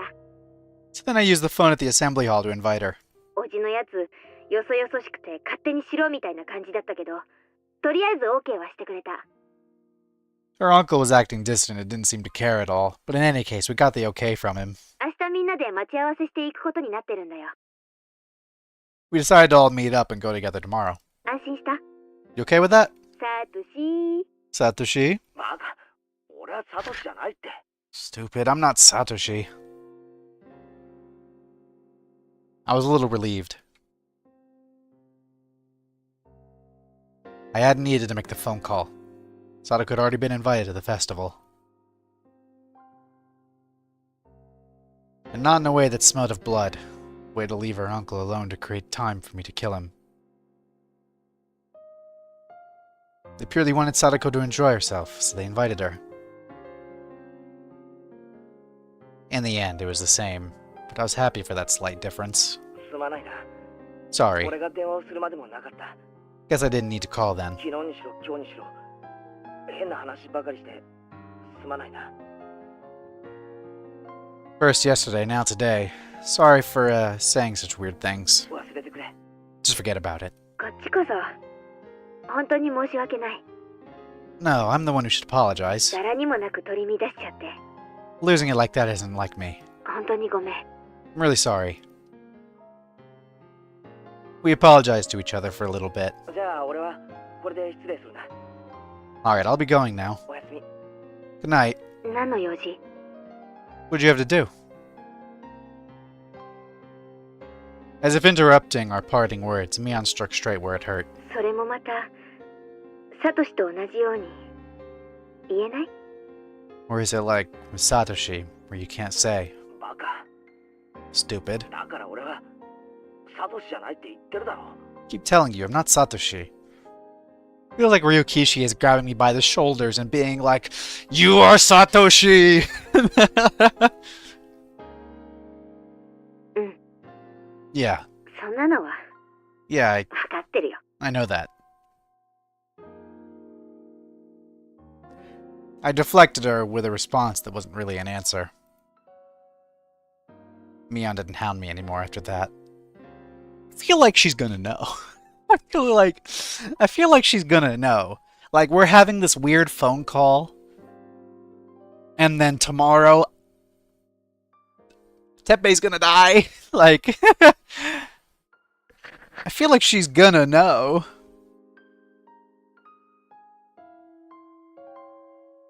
Is Mion the type though that like if she knew she'd hush hush, she wouldn't tell the cops nothing? I mean, I think she's a friend. I don't think she would tell.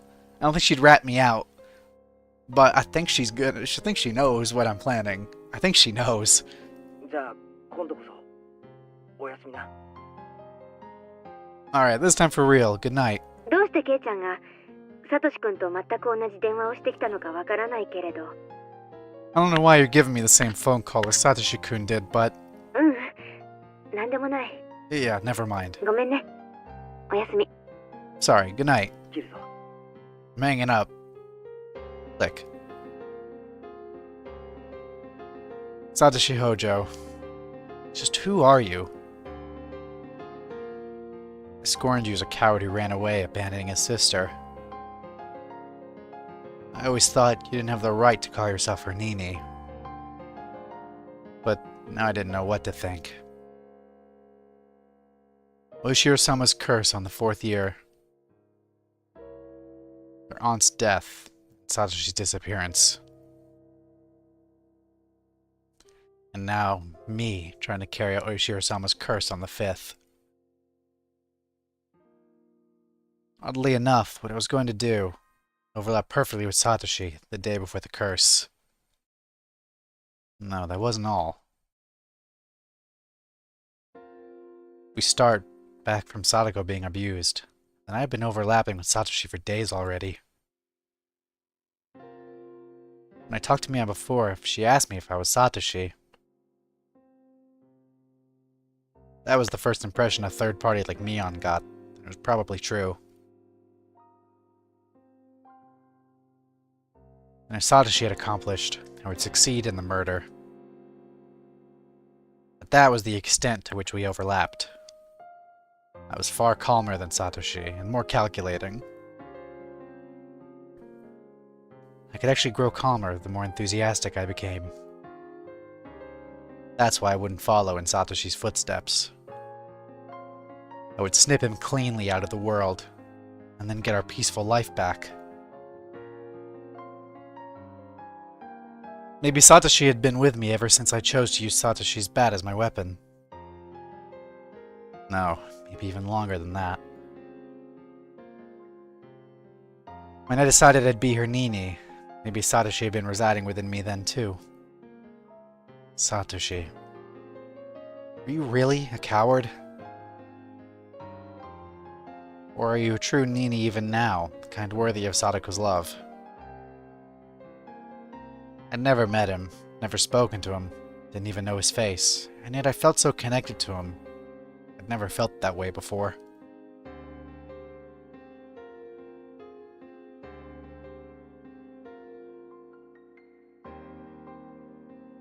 I'm reminded again of, didn't in like chapter 1, it was chapter 1, right?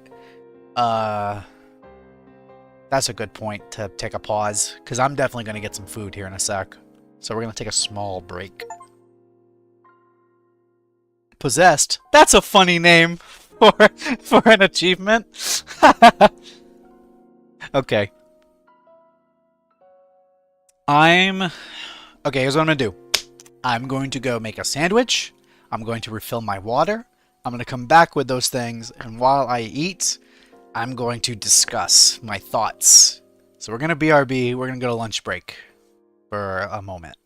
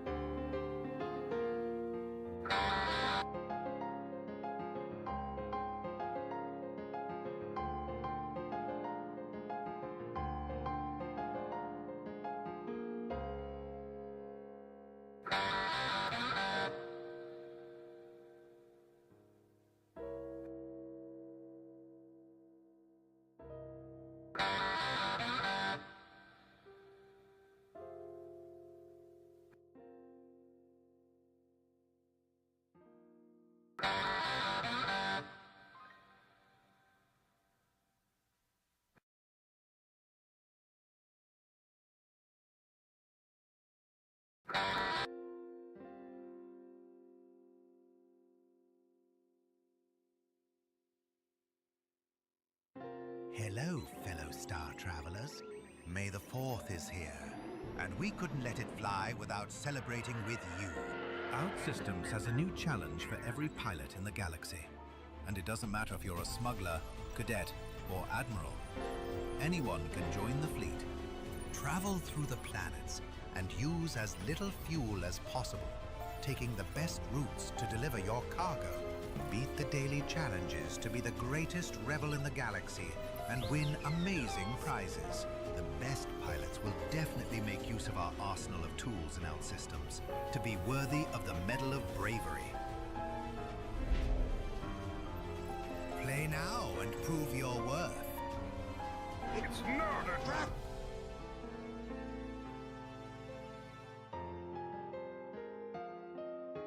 Imagine a world where my choices and my body are more carefully considered, where what matters is how I feel. If I feel confident, sexy, mindful, I want to feel empowered. Because one size has never fit all, and we deserve options. Options right for me, based on my needs, my choices. Options worth considering and worth asking questions about. Because women's health isn't simple. Birth control, hormones, and side effects matter. What works with your life, your body, is what's important. Let's love estrogen-free. So do your own research, talk with your doctor, get all the facts. Choose what's right for you together. Let's love every body. Let's love every choice. Start at slind.com. Slind does not protect against HIV infection, AIDS, and other sexually transmitted diseases, STDs. Do not take Slind if you have kidney disease or kidney failure, have reduced adrenal gland function, have or have had cervical cancer, or any cancer that is sensitive to female hormones, have liver disease, including liver tumors, or have unexplained vaginal bleeding.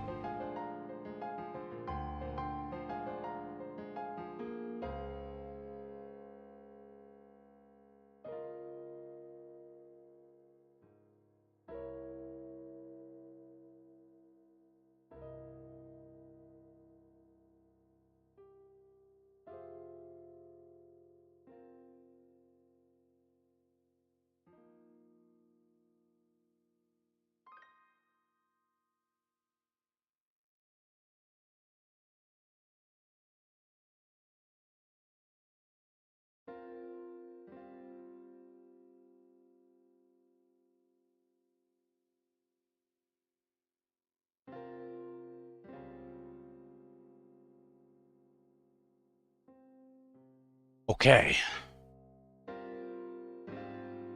Let's discuss. I have a sandwich I'm going to be eating while I talk. Because I didn't want to be gone for too long. So. Let me chew this sandwich. Because in the midst of all of that, very, like, again, Rikishi grabbing me by the shoulders and shaking me, going, "You are Satoshi!" I remembered, because I'm recalling things as we play and as I think about things. Didn't in Chapter 1, because in Chapter 1, Keiichi, I forget when it starts. I think it's is it after the Watanagashi? Keiichi kind of starts to, like, slowly grow more paranoid. And, like, he's swearing that, like, he's, like, hearing, like, I think at one point he hears, like, footsteps behind him or something, like, at the door of his house, and he, like, fucking swings the bat like there's someone there. And he starts carrying the bat around, the Satoshi's. Didn't it say that, like, they say that Satoshi was doing the same thing? Like, he was also growing more paranoid and, like, carrying that bat around. Which we haven't heard a mention of, I think, since. But...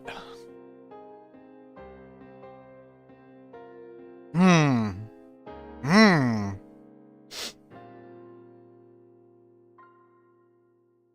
Because I think at the time, in Chapter 1, when that happened, I interpreted it as, because this is, Chapter 1, that's pre, Chapter 2 is when the sort of the time loop stuff, assuming that's what's going on, started to kick in, and I was like, wait, we're starting over? Like, like, as if, like, time is reset?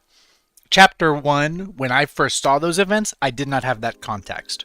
And I didn't have the context I have from this chapter. Also, Shiona chapter 2 claiming to hear a child stomping in the ritual house when you go with her, Tomotage and Takano. Yes, thank you for reminding me of that.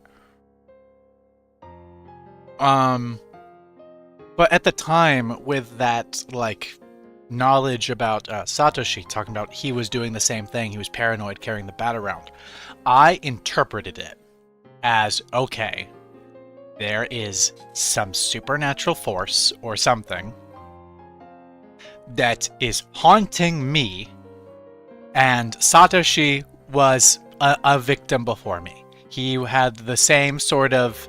He had Oyashiro cursing him, right? That was, I think, my interpretation at the time.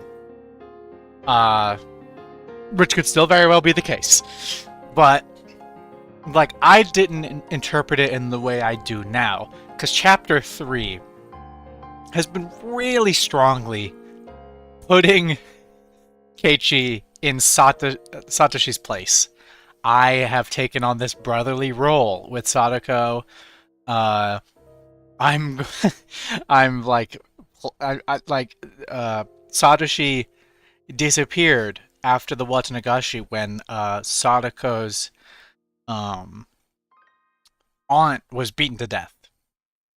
And there is, reason to believe, and we've had some doubt cast on it now with the thing about, like, the plushie and whatnot, and, like, that some other guy took responsibility for the killing, but, like, it was pretty... You could believe that Satoshi had killed the aunt because of the abuse that Sadako was suffering and then ran away. Or something else happened to him, right? And we are now making a very similar type of plan to that, where we're planning to kill her uncle, try and get away with it. And also the phone call,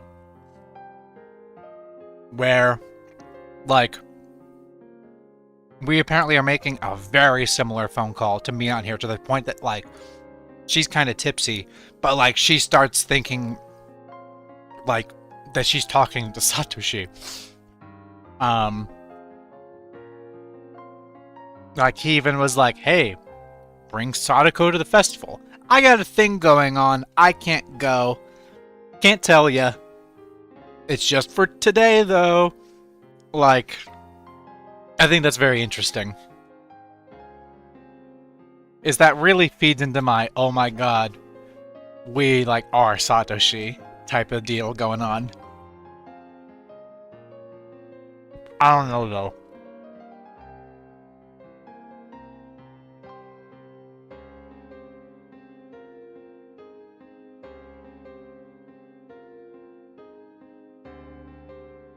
Because this game is very good.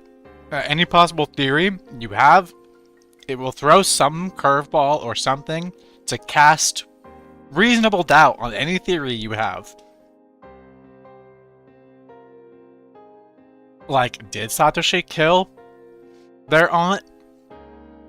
I mean, maybe, but also there's reason to believe that's not the case. I know everything. I know you do. I have to imagine your eyebrows perking up if and when I ever say something that's accurate, and you're like, ah. But then most of the time, I'm definitely wrong.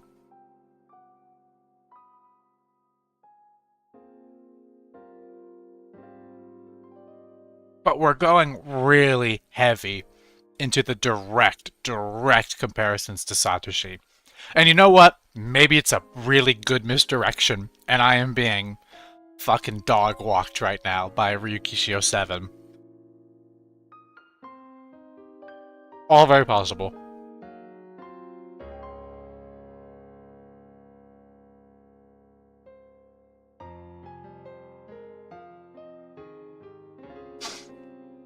Ryukishio 7 was watching people theorize in real time, so there's a lot of dialects in response to that.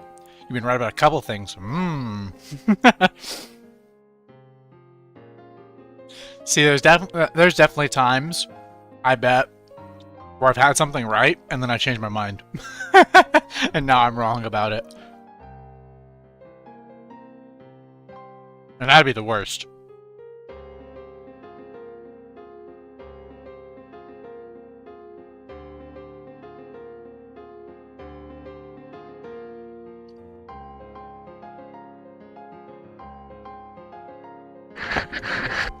Sorry, I'm still eating this sandwich.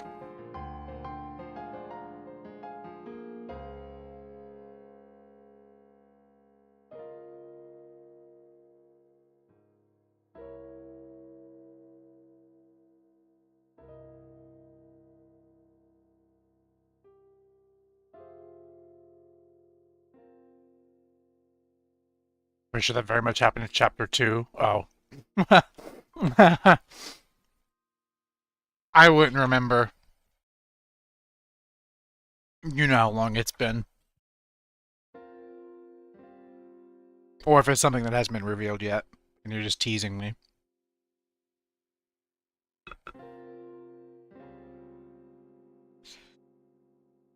No, I think chapter 2 gave me brain damage, because like chapter 1 had mysteries, but chapter 2 I feel like threw a lot at me.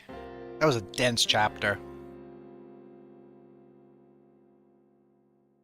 I think the reveal that Shion and Mion are not the same person and they're twins, that broke me. That broke my mind. Because that showed me that Ryukishio 7 is like, haha, is willing to be like, haha, got you, fucker.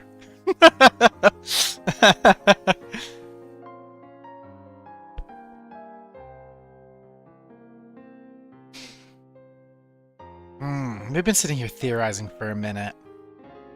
I'm trying to consider, because I gotta be up early tomorrow, about whether to continue or not, because I don't know if we'd get to a good stopping point.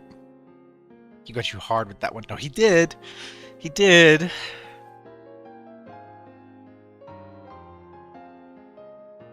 I hate the motherfucker.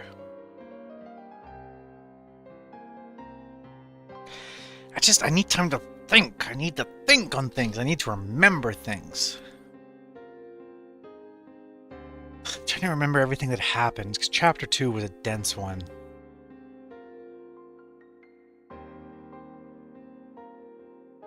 What I'm doing right now is I'm opening my phone and I'm going to the Higurashi playlist of all the streams, and I'm just scrolling by each of the thumbnails, just to like remind myself, like, oh yeah, I remember what happened in that stream. Remember the curry war? That was so fun.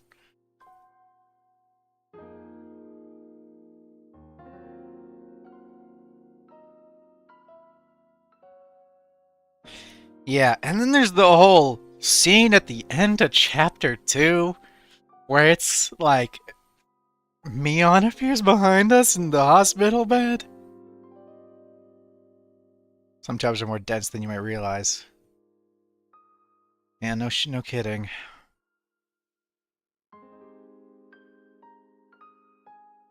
I think I really do just want to sit.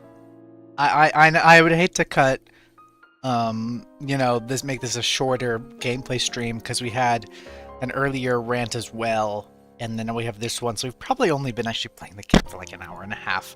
But I really do just want to sit and think, because I'm always, to be honest, I think with Higurashi, like, I want to keep the stream moving, but I want to take time to talk about what I'm thinking, so like, I don't want this to basically just be an audiobook of a series where like I read all the text and say nothing else, right?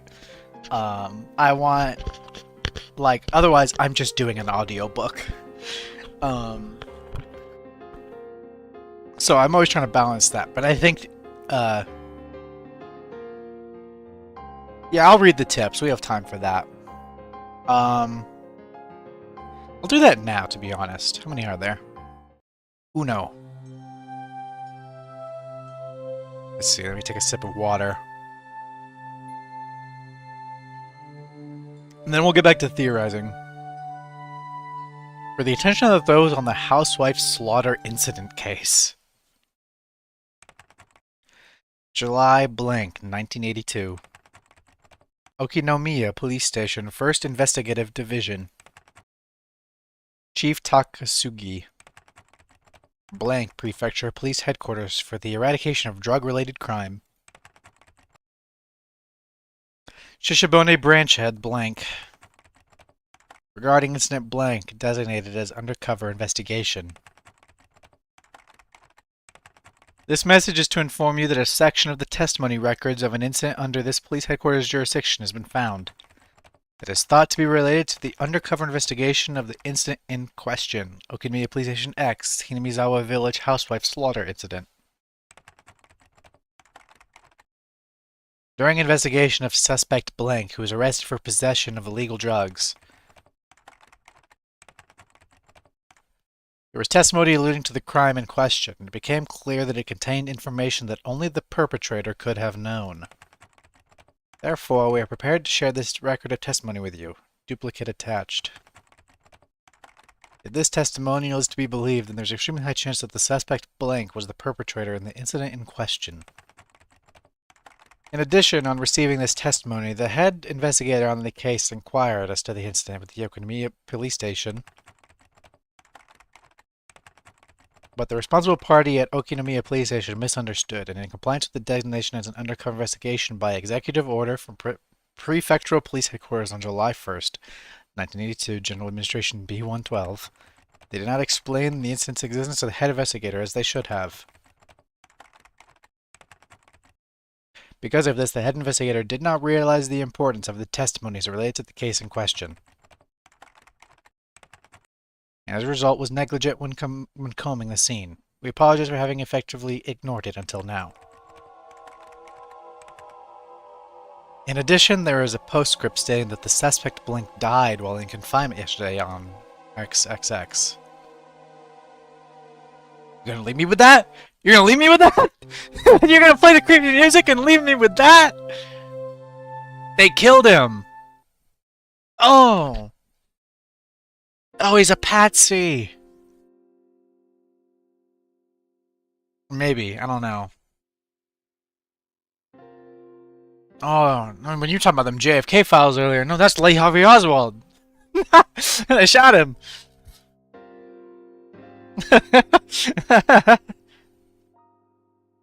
Huh. I hate when the game plays that creepy music. It makes my fucking... it makes my heart rate pick up. I will give the game some credit, and that, like, I was not a believer that a visual novel could creep me out. But this visual novel has creeped me out multiple times.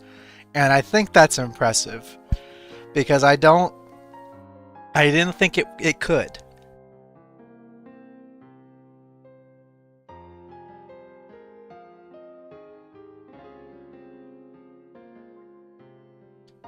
Because it's a game with not much visually going on. It's very basic anime sprites and backgrounds with text boxes, and yet I get creeped out quite often. The music does a lot. The music in this game is awesome.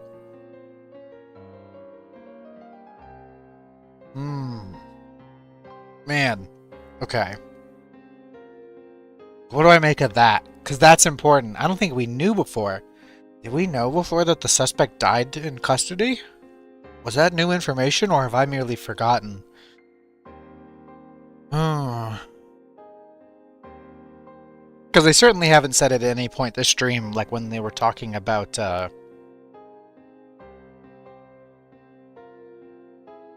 when Keiji's dad said Rena was there the whole time, chapter 1. That was good.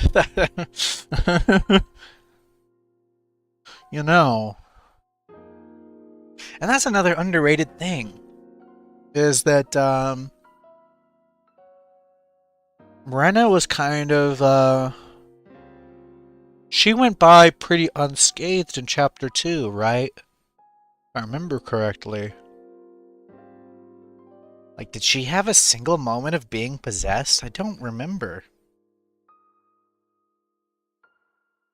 Chapter 2 was a very, felt like a very Mion and Shion focused thing.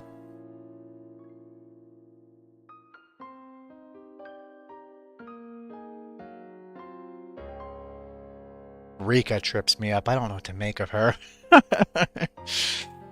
Okay. So let me think. She's the only one in the club that didn't die, and no, she never did the ice. Yeah, no, she made it out. uh Man, chapter 2. Chapter 2. I mean, I have no doubt this chapter is just as dense. But maybe I'm being silly, but I feel like I'm picking up what this chapter is telling me more than I was with chapter 2.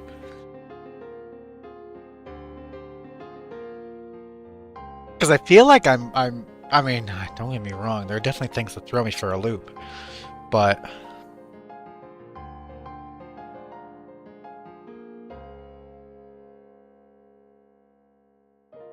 because I'm still trying to decide,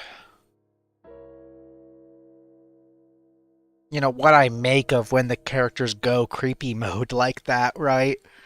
Because they get the eyes, and it says their voice changed, which I think there was some mention of that happened with Keiichi at some point this chapter, which is interesting, but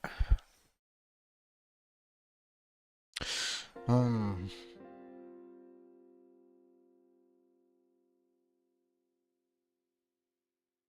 Hmm. Hmm. Hmm.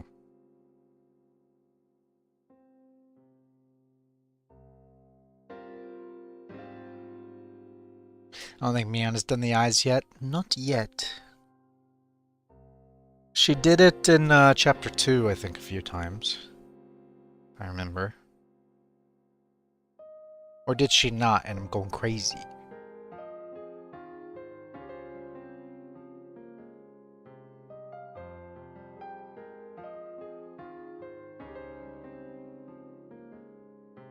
I don't know what to make of Shion either. I don't know what to make of a lot of things when I really think about it. Also ran into the eyes at one point and Mion smacked her and she stopped. I don't think, have the eyes happened yet this chapter?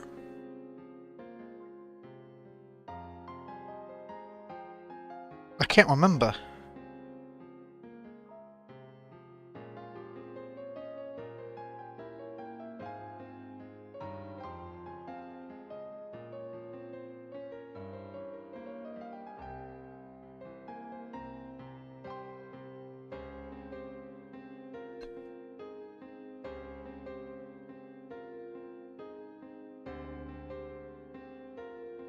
Hmm.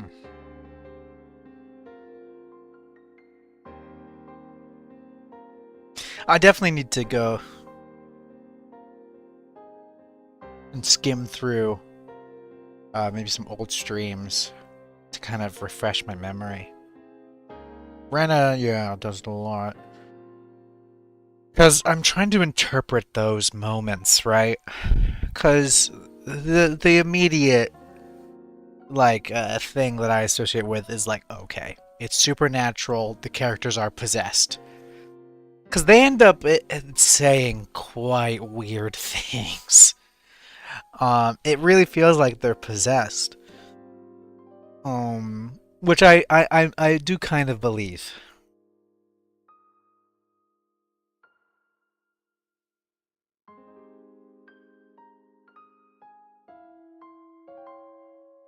Hmm. Hmm.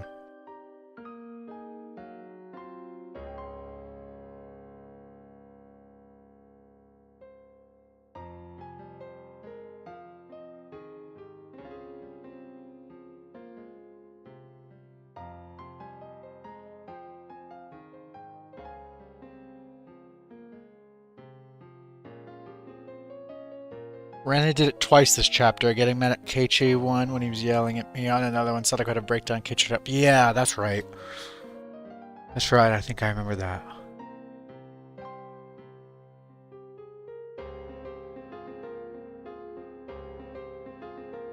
So she had a third time this chapter, though, when talking about Satoshi and the curse. That's when Mion smacked her.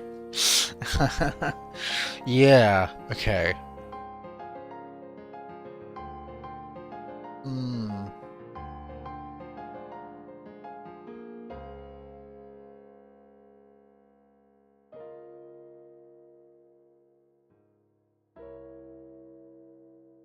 See, that sort of thing has never happened with, like, it's only Mion and Rena that's happened with.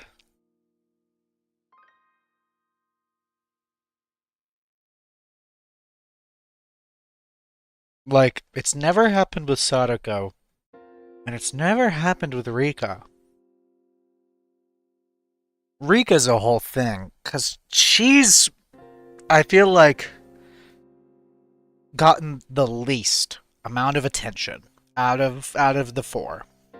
Out of, like, the four main friends that we hang out with. Cause, and you apparently, yeah. And that's weird. And that could change, right? We are on chapter 3. There are several more chapters of this game. There is plenty of time for other characters to get the creepy eyes, right? Rika's mysterious. No kidding. Because she definitely knows a lot more than she's letting on. She had her whole thing in chapter 2 where she was like, let Rika take care of it, right? Wasn't that a thing? She knows things. And I don't know what she knows.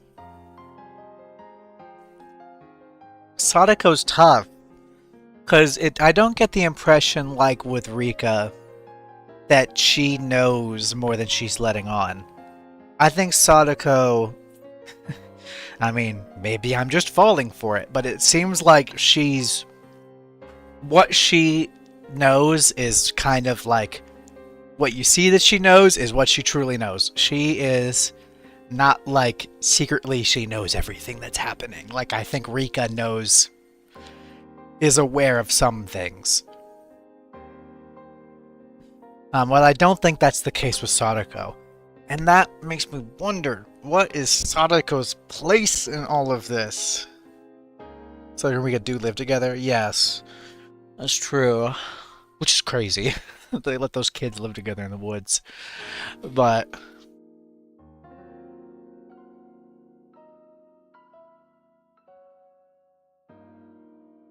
Sadako's place in all of this is really weird to me. Because a lot of things center around her. Even before... Chapter 3 has definitely been a very Sadako-focused chapter, right? We've had this whole thing where we're taking on the role of being like her brother. And so we're spending a lot of time with her. We're very concerned for her. And now we're plotting a murder to kill her uncle. But... like, even before Chapter 3... Sadako is the center of a lot of things. Like, she lost her entire family from previous Watanagashi, like, curses. Uishi-sama, not Uishi-sama, Oyashiro-sama, Uishi-sama. Oyashiro-sama's curse. She's lost, like, her whole family from that. Lost her parents first, and then her aunt and her brother. And now it's looking like her uncle's about to go. And Rika, too, lost her family. So it's really weird.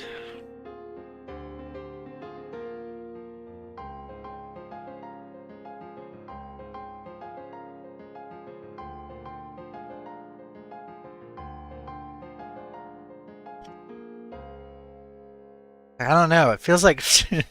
It's like Sadako and Rika are the most important people in the universe.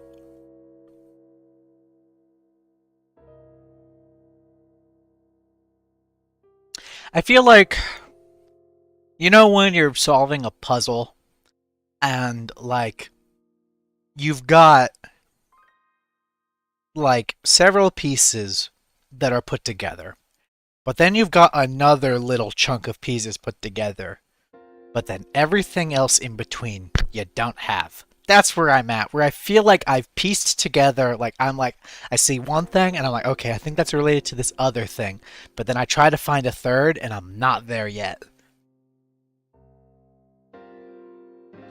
There's a scene in chapter 2 where you're on the ladder with Mion at the bottom and she starts to go crazy about how there's all Sadako's fault. Yeah, yeah. No, I remember that.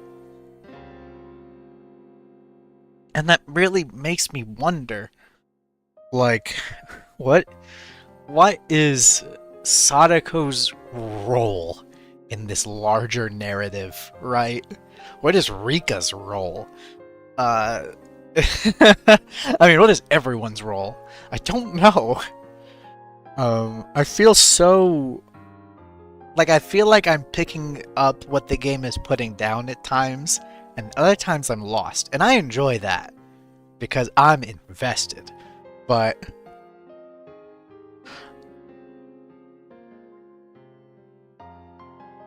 like, it does feel like Sadako in particular is of real big importance. And for whatever reason, the the narrative keeps punishing her. Thoughts on Tomitake and Takano? I don't know.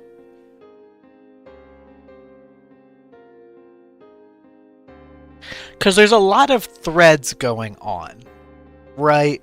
Like, I think it's taken a back seat this chapter because we're focused a lot on Sadako and planning this murder.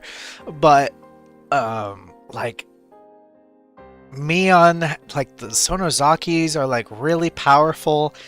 Like, isn't it, like, 3 main families basically control Hinamizawa? And the Sonozakis are one of them. What are the other 2? And the other, what, isn't it Furude clan? That's Rika's family. They're also important. What was the 3rd? I don't remember. Because there's that business, there's the stuff with the dam. Here's the fucking torture chamber under the Sonozaki, like, house. Takano always talking about the lore of this place, and we read a good amount of her notes in the tips of chapter 2. Yeah, a lot of her content in chapter 2. The 3rd is some other family that hasn't been talked about that much. Yeah.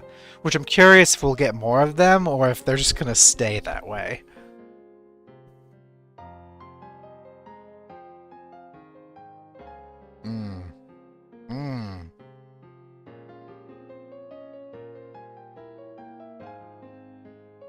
Sadako's parents don't support them. Yeah.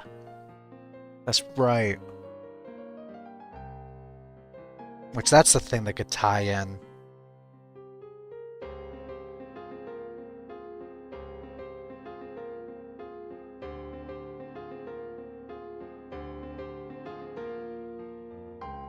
Because, I mean, that's a narrative thing. Is, them being in support of the dam. What were Rika's parents? Were they in support? I don't remember. Did it even say, or were they neutral?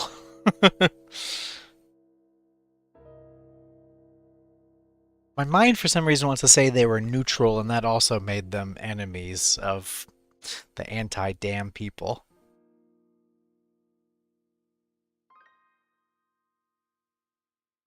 Which is also where you get back into that conflict of how much is supernatural, right? Because there could be supernatural forces in the story.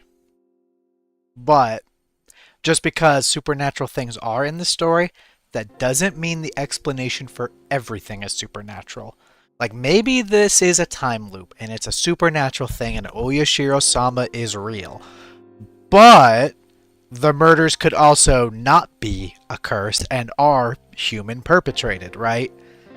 Like, it could be, you know, the more reasonable explanation that it is, you know, people behind the scenes are killing people and then using the curse as cover, right? That could be a thing still.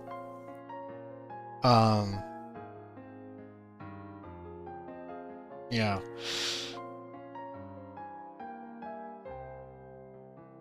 Because whether the killings are supernatural or not, I don't know. Shout out to that director, Rena Mia, mentioned in chapter 1. Yes, and that's been driving me mad! What does that mean? Because that's one of those things that put me off of a supernatural explanation. And I thought, okay, this is a conspiracy thing. But I don't know.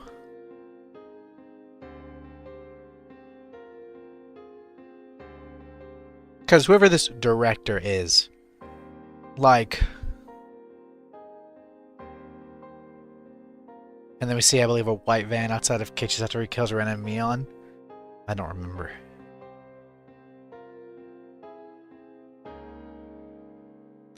No, I wouldn't be surprised if there's supernatural forces at play. But there is a conspiracy.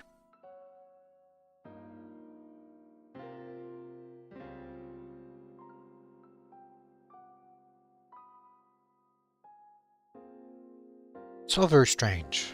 It's all very... I'm trying to... Because here's the deal. I have separate... I have separate thoughts that I'm trying to put them together. It's like take my analogy earlier of talking about a puzzle. Where you've got you got 3 pieces put together, they fit together, and then you've got another set of 3 pieces that are put together, and now you're trying to get those 2 chunks. You're trying to find the pieces to connect them, and you can't. It's like that, but if I accidentally mixed in parts from 2 different puzzles, and I'm trying to find the pieces that connect them, and there aren't any, because they're from different puzzles. Like... How many of the things am I thinking about, are they related to each other? And if so, how? Like, there's all the stuff with the dam. Right? And the possible conspiracy. That the curse is a cover to, you know, kill people that were in support of the dam or related to people in support of the dam. And they're using the curse as cover. And there's nothing supernatural going on there. That's a possibility. That possibility has been laid out. But then there's also all this stuff about Keiichi very directly paralleling Satoshi in eerie ways in more than just this chapter. And then there's and that ties into, I feel, something about a time loop. But how does that tie into the dam? First person to die was someone working on the dam, I believe. Yes. I believe this was right. Wasn't that the one that was chopped up to bits? Because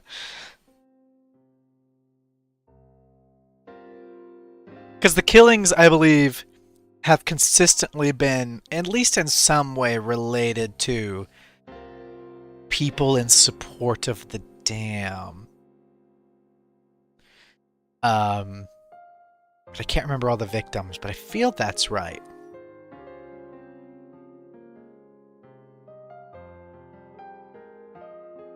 But I feel where I'm landing in my head currently, theory-wise, is that there is some conspiracy. I don't know how large scale this conspiracy is, right? But I think there is some conspiracy element. But I'm also not writing off the supernatural.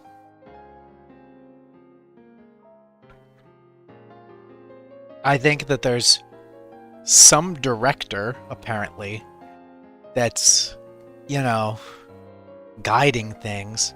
But in what way? I don't know.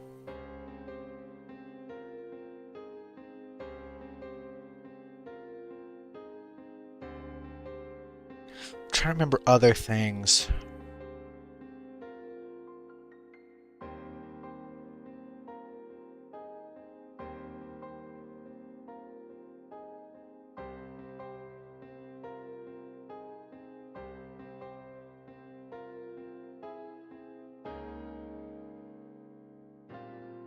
How troublesome. Every chapter takes place on the year of the curse, but have you noticed that more than 2 people die? Yes, I have. I have noticed this. Because chapter 1, it was Tomitake and Takano. But then we lose, Keiichi kills Rena and Mion. That's the order for chapter 1. Chapter 2. Fucking everyone but Rena. And chapter 3, we're just getting into. So, you know, the Watson Higurashi hasn't happened yet. But we had that corpse at the beginning of the chapter, which is a whole nother thing. Yeah, fucking Keiichi claws his throat out. Which is also how Tomitake died, you know? Yeah. And then they don't find Takano in chapter 1, but they do find her body in chapter 2. And she was like burned in a barrel, right? Something like that. Which is a break from the tradition because it's one death and then one person disappears. Chapter 1, the death was Tomitake. They found his body. He clawed his throat out, I believe. And Takano, presumed dead, but disappeared. They didn't find her.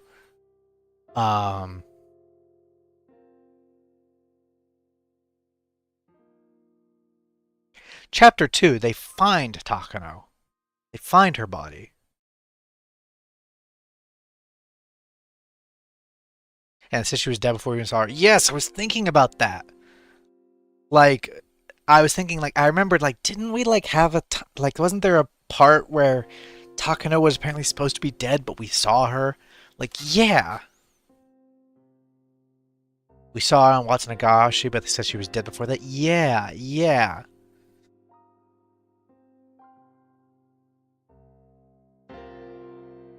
Which is so fucked up. And like, is it ghosts? Maybe, because we also... There's weird stuff going on with Mion in chapter 2 also, towards the end.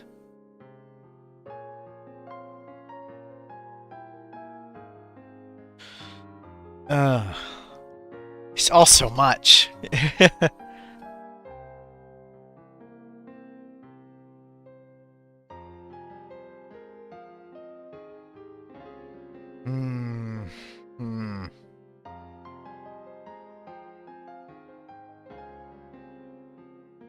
See, I've got, like I said, I've got all of these individual puzzle pieces, but, like, I don't know how they link together to form a bigger picture.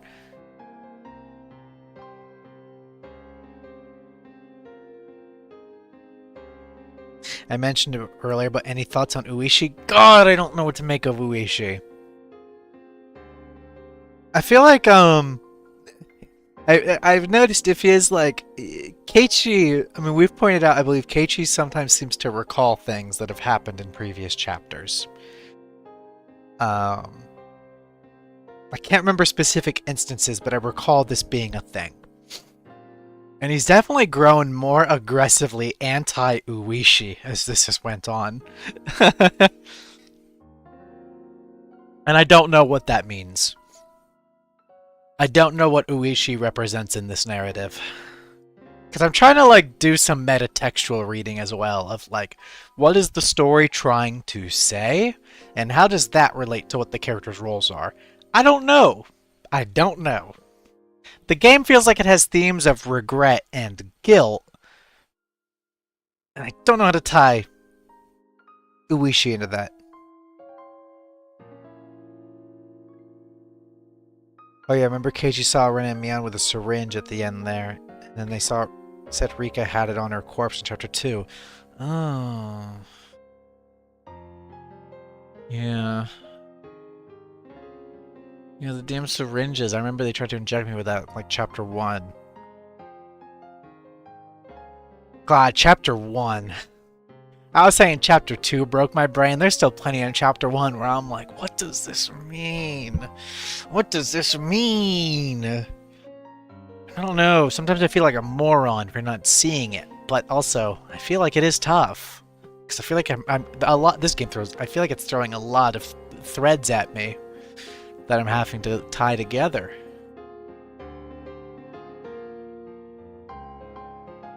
The syringe.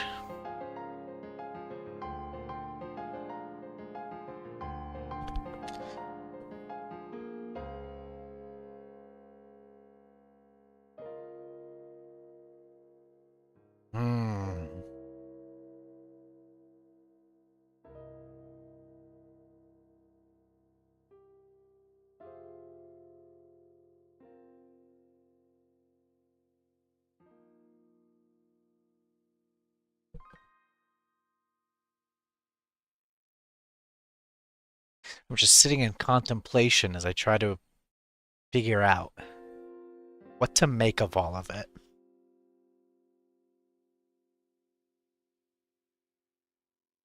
Who is this director?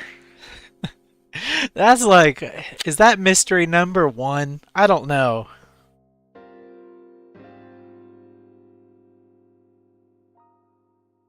There's moments where it feels like not too much has happened in Higurashi, but then you really think about it and it's like, holy shit, so much has happened. Yeah. Ugh. Ugh.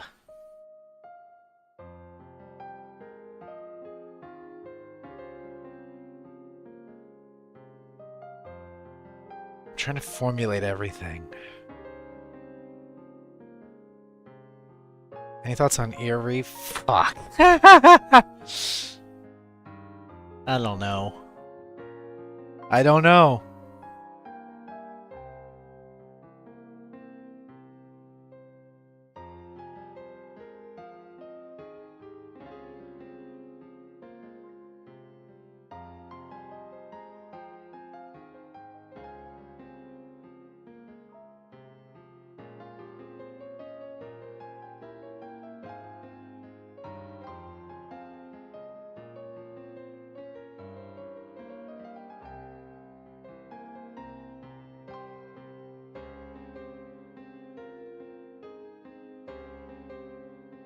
Never give up. Yeah, Eerie, see, I can't lie. I kind of forgot about him. What was the last we saw of him?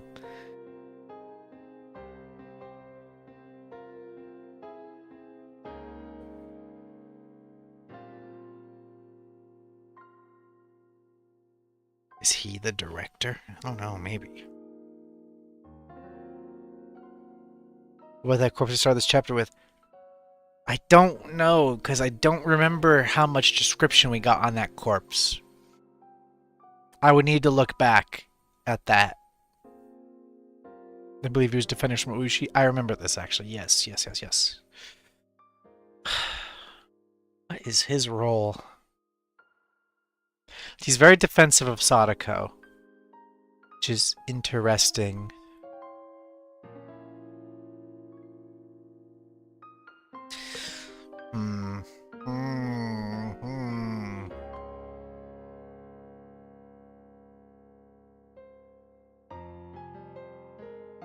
It had needles in the hands. Oh, is that so? Oh, wasn't that, wasn't that a thing in chapter 2 with the Sonozaki torture chamber underground? Or was it like, was it nails in the hands, in the fingers?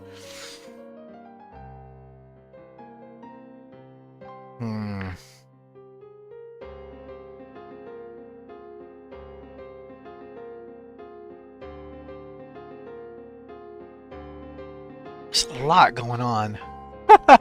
God, the more we sit here and talk, instead of the mystery unraveling, I feel like we're just throwing more string into the pile and bundling it up.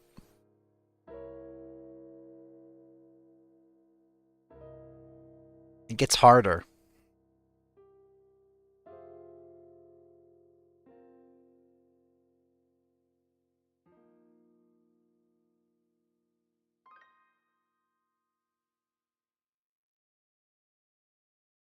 I don't know, because I wanna try to make a cohesive theory, right? Something that covers all of the bases of all of the mysteries that we have right now.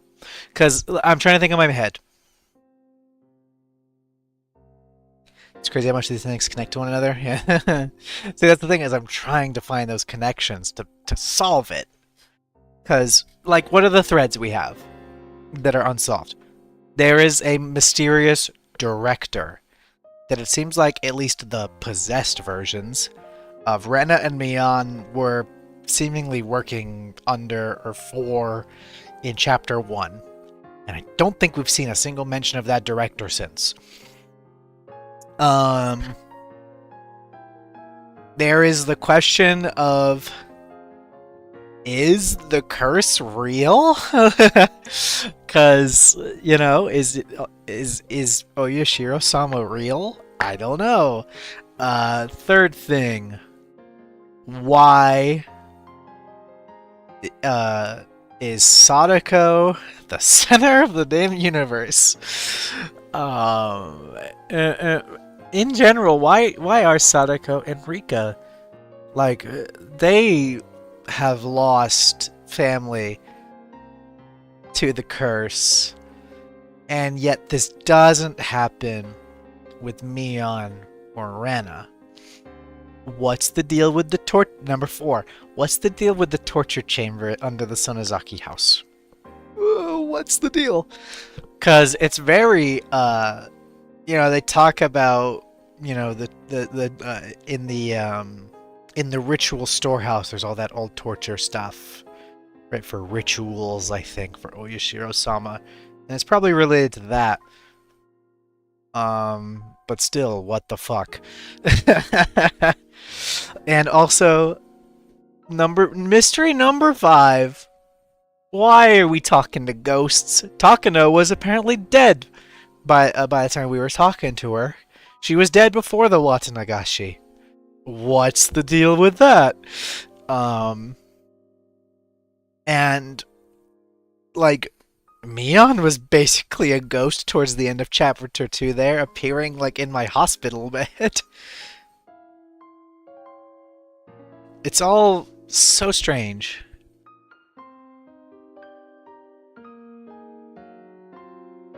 And a mystery number, was this 6? We were on 5 or 6? I don't remember.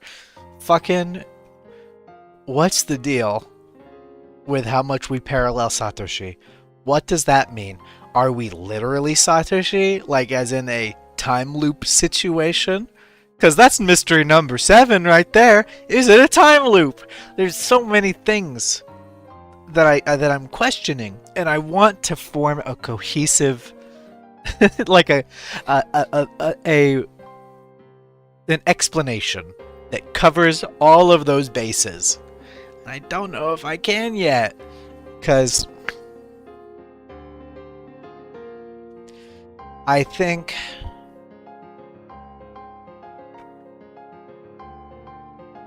okay, I'm gonna try my best here.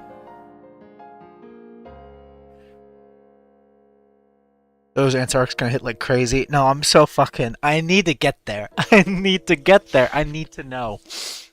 Because those mysteries I just listed aren't even all of them. I'm definitely neglecting a few. Like, why do seemingly only Mion, Rena, and now Keiichi only ever be the ones to get possessed? Like that. Although, didn't it happen in Chapter 1? Didn't Keiichi, like, have, like, people from the village chasing him around besides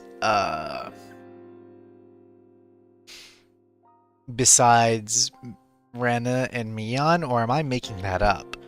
I swear he had an incident like that. Where, like, it wasn't just those two. And it made it feel like the whole village was out to get him.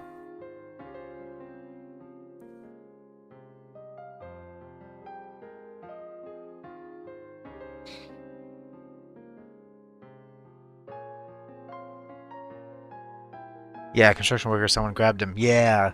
I'm trying to remember the context of how and when that happened. Because Keiichi also was definitely really paranoid in Chapter 1. Like, swinging the bat around at his door because he thought he heard footsteps, which, I don't know, could have been a spirit. You know, maybe it really was something. 'Cause seems like ghosts are fucking real.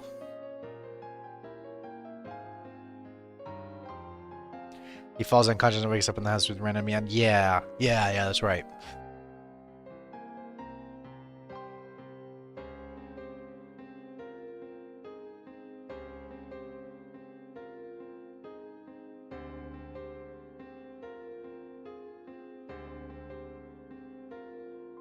God, there's so much. There's so many loose threads.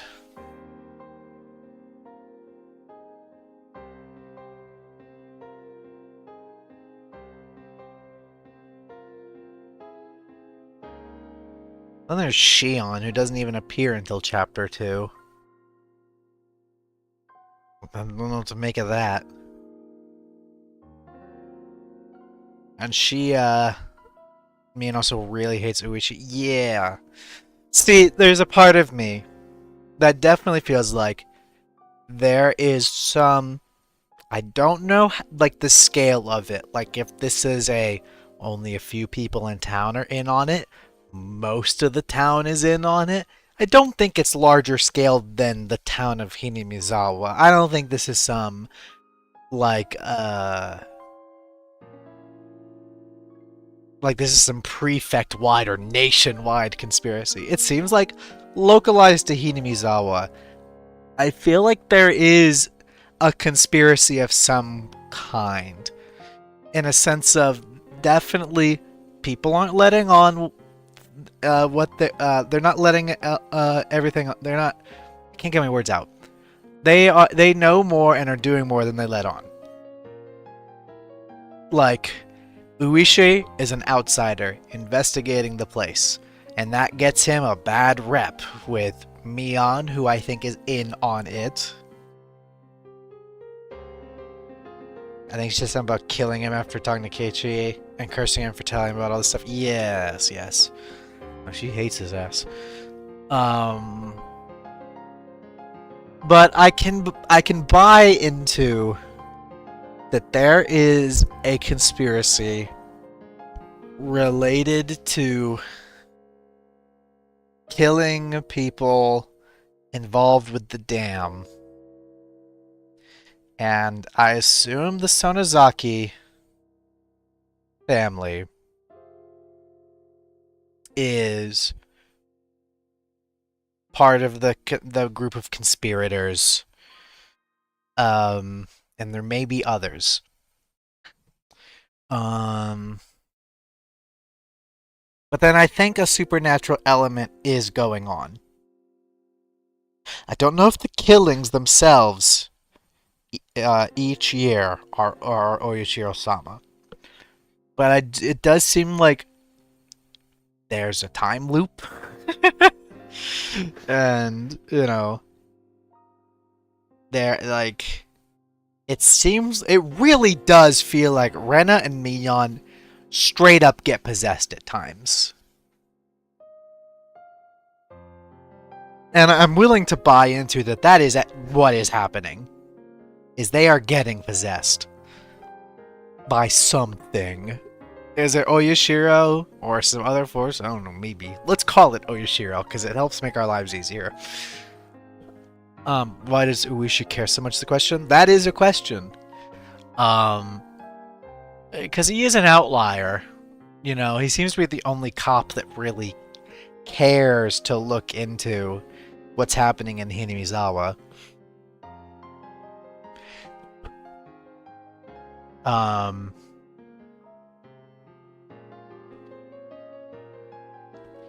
It's interesting.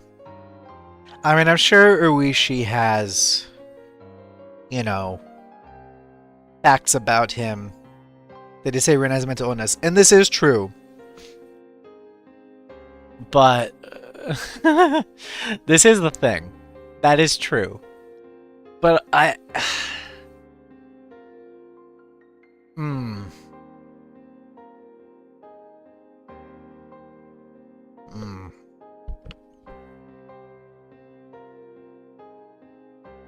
But it does feel like, aren't there times... I feel like remembering times, and I can't remember specific examples because it's been so long since we played this game at all, and especially since Chapter 1 and 2 when we were getting a lot of those moments. Even though, like you said, Rena has had a couple crazy, crazy eye moments this chapter, but I didn't remember them, so that tells you a lot. But it feels like both when she had like the eyes and Mion did, it feels like they would say things where they would know things that they should not know.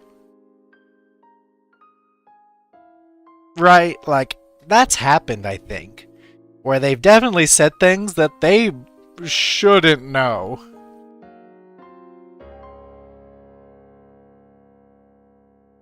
And it reads like an omnipotent force is speaking through them.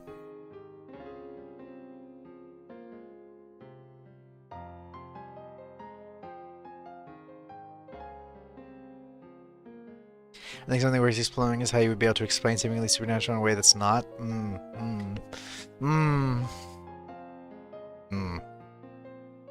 They know what your conversation is. Yeah. Yeah.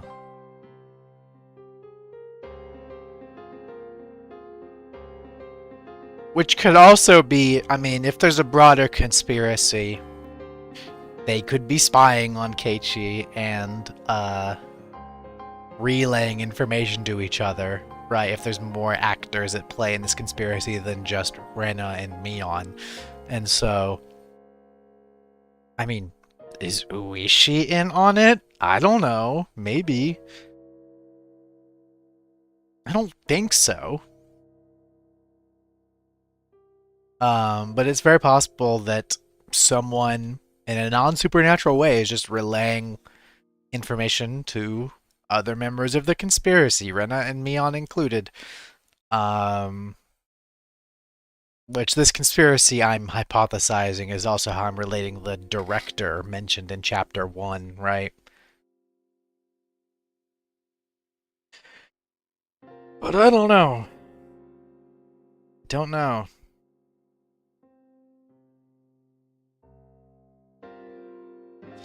Like, for example, if Mion was dead before the attack on Keiichi, how could she kill him? Is there a realistic way to look at that? That's a difficult question, brother.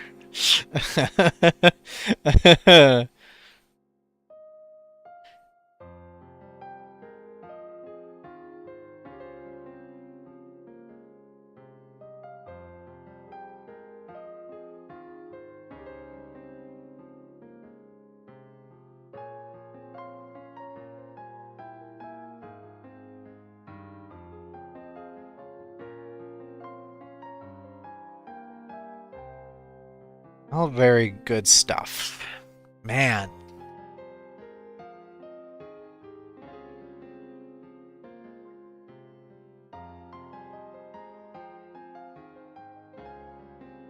I always also have that spot in my head of like, God, there's nothing stopping this game from introducing new characters.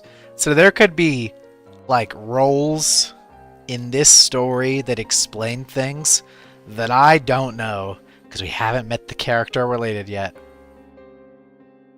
I mean, I don't know. Erie's is a fresh face this chapter. I don't know what his deal is. He could be the director. I don't know. He's my #1 candidate just because I don't know who else. But it would be weird if he was. Because I don't know. Like, Sadako has been very particular fucked over by the curse and the murders relating to it. And yet, like, he is extraordinarily, he cares about and takes care of Sadako. Characters have been mentioned before and shown up later. Yes, this is true.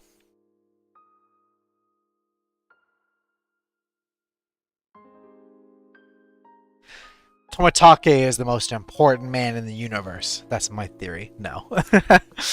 But I don't know his role, because he's weird. Both him and Takano are. I'm bouncing between things, because I'm really just trying to make something click.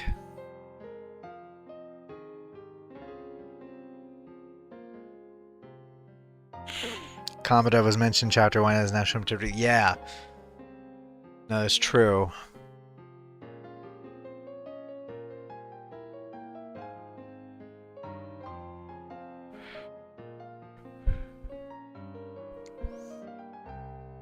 I also remember when Keiichi went to the hospital and they put him on pills. Yeah. Because there's also the question of how reliable of a narrator is Keiichi. Because we do very explicitly see everything through his eyes. Like, we are not a neutral observer.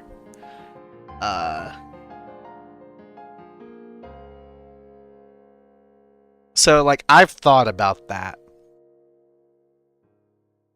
Of, like, how much of this is real and how much of this is Keiichi's interpretation of events. He's a very paranoid guy. Yes. And that was a conflict I had in Chapter 1 when he's having a lot of that paranoia. And, like, he thinks he's being followed and he thinks that, like, he hears someone directly behind him at his door and then he swings the bat and smashes everything. Like, was there legit something there, supernatural or not? Or was he really just paranoid? And it was nothing. I don't have a definitive answer. Like, I could believe any of those possibilities. Because he's not a...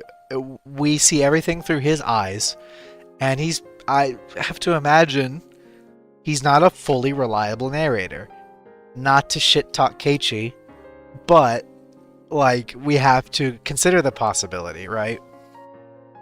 That not everything we see or hear is directly what's really going on.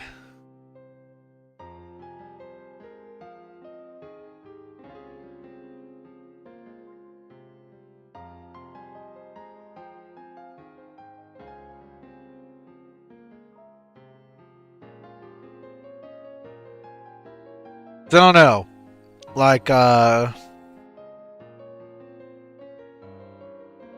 maybe the stuff with Mion in the hospital? Not real, right? But, God, it still is harder to place Takano. Because she is supposedly dead. But also... Was it Chapter 2? It was Chapter 2, wasn't it? That she is dead before the Watanagashi. But we're not the only person with her. Tomitake is there. And Shion is there. Like, we go into the shrine, like, storehouse. So, and why would Keiichi have reason to, like, hallucinate Takano? I mean, going with the time loop thing, remembering things from past loops, maybe that could be why he would know who Takano is, even though he shouldn't, and hallucinate her when she's supposed to be dead. But other people interact with her, but is also that a hallucination? I have a hard time buying that.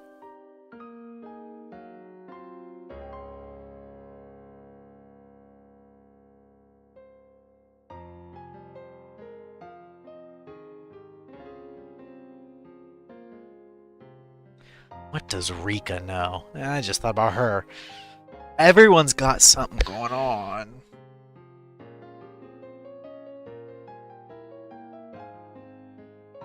Remember how the idea in Chapter 2 was that anyone affiliated with the shrine storehouse ends up dead, but by the Sonozakis, and yet Mion's grandma's also dead? Yeah.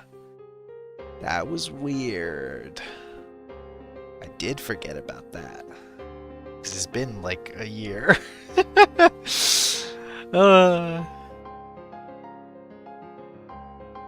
God, see, this is why this is important.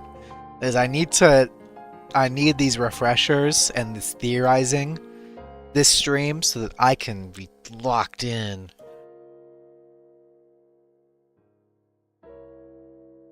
KG had a lot of good about roping Rika in it and thought that also got Sadako involved. Yeah.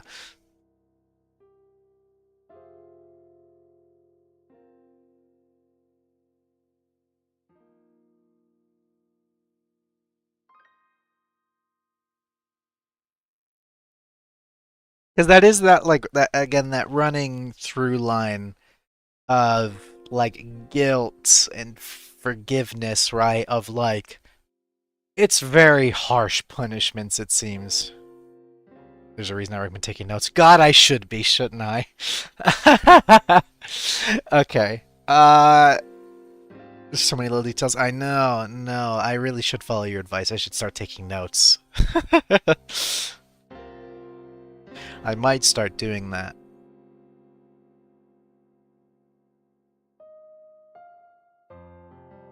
But yeah, like, we get this thing constantly where Keiichi, each chapter so far, I mean, I say each as if we've gotten through several. We've done 2, and we're in chapter 3 right now. But I think this pattern will hold true. Is each chapter, Keiichi seems to have a thing that he does, and then immediately feels deep guilt and shame over doing. Right. So, like, the big one in chapter 2 is going into the shrine storehouse. Right, and then that haunts him, and then he's scared, like, you know, Tomatake and Takano end up dead. And setting aside that Takano was apparently already dead, or supposedly was, which is weird. And then that makes him think, oh god, everyone involved is gonna die. I'm gonna die. Shion's gonna die. And then, like you said, Rika gets roped into it, along with Sadako. Because Rika learns that, like, she knows that Keiichi went in there, I believe, is the thing.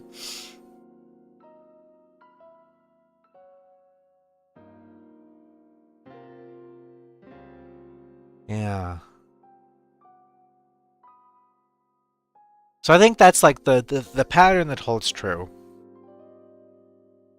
I'm really interested where this... Because Keiichi is planning a murder this chapter, right? Like, he's planning to do a murder under the Watanagashi, cover it up as, you know, a disappearance, or, you know, well, really what he's trying to do is Sadako's uncle has disappeared once before and just got fucked off to another town, and he's trying to make it look like that's happening again. But this is a Watanagashi killing, like the others. Like the one that happened to Sadako's aunt, was also beaten to death. And however that goes is is really important.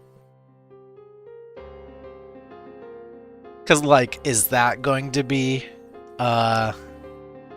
Keiichi's, like, incident that he's, like, very, very guilty over this chapter? Does he even succeed in this murder plot, by the way? Don't know. We aren't there yet. I don't know if it's gonna go there. His entire plot could be foiled. I think Mion knows that he's going to do it. Like, I suspect that she's on to him because of their weird conversation they had on the phone. Like, yeah, I think Mion probably knows. I doubt she'd rat Keiichi out, but that's probably going to be important if the murder does go through. Because I don't know if it will. God, I don't know. That's a big deal if it happens.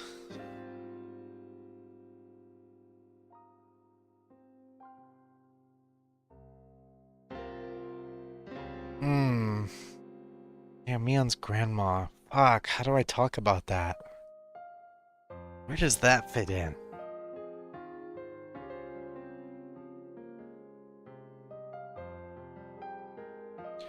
Because what else did we know about Mion's grandma?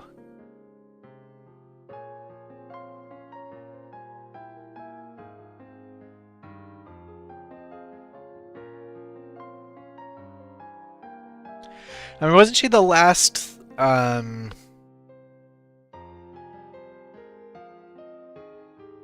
living, head of, like, the main three families? Or am I tripping and that's not true?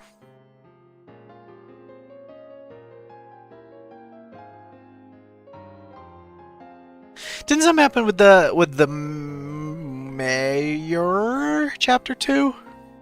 He died / disappeared, right?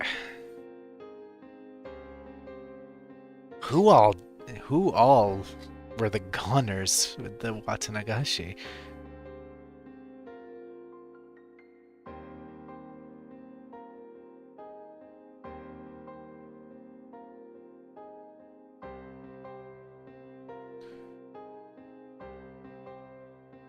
Yeah, wasn't the thing that all the heads of, like, the main three families were dying?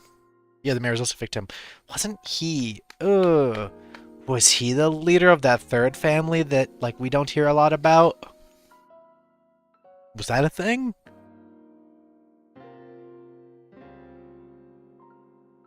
Hmm.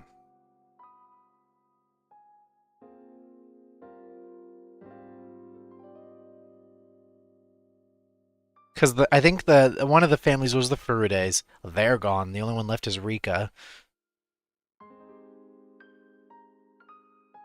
Mion's grandma got. The mayor got. And if I remember, I believe Rika's the leader of her family since she's the only one alive. Yeah. Which Rika did got in chapter 2. So much shit happened in chapter 2 that I'm trying to remember. Yeah, so like the main families, or at least the leadership of them, were getting wiped out in chapter 2. Which is weird that didn't happen in chapter 1. So what does that mean?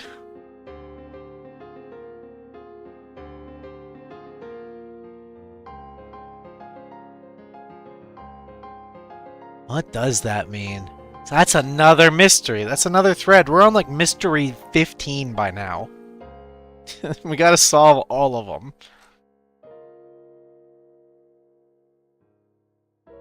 Because it certainly all ties together. But what's the bridge between these things, you know?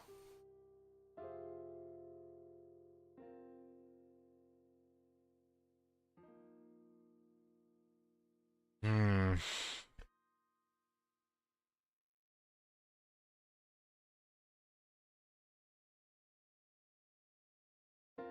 Man.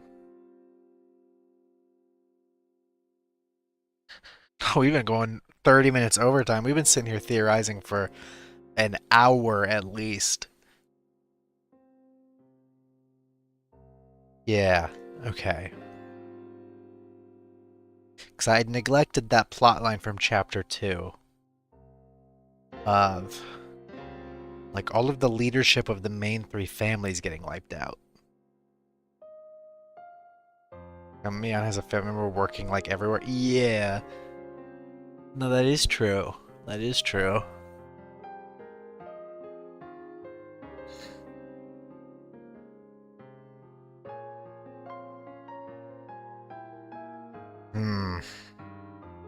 What do I make of all of these things? Couldn't tell you, man. Couldn't tell you.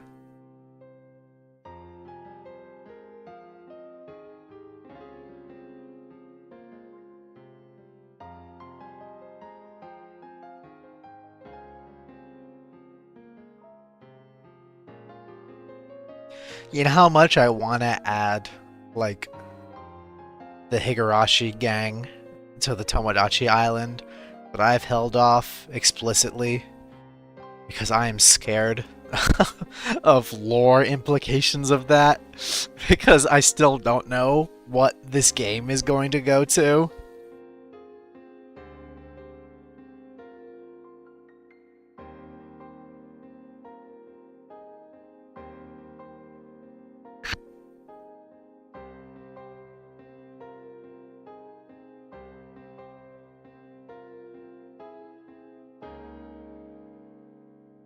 It's a fun thing working within the bounds of Little Demented canon, because sometimes I get placed into a situation where I don't know what the game is what the game is going to lead to lore-wise, and so I'm left guessing. Everyone is fucking dead and this is hell. See, and you know what? That's a possible canonical explanation of what's going on. Maybe this is hell. Keiichi's in hell.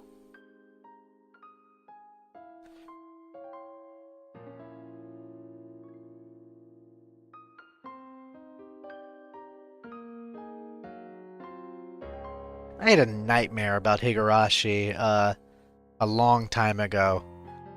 Like, during the time, like, when we were first... I think it was when we were doing Chapter 2. I had a nightmare related to Higurashi. That was something.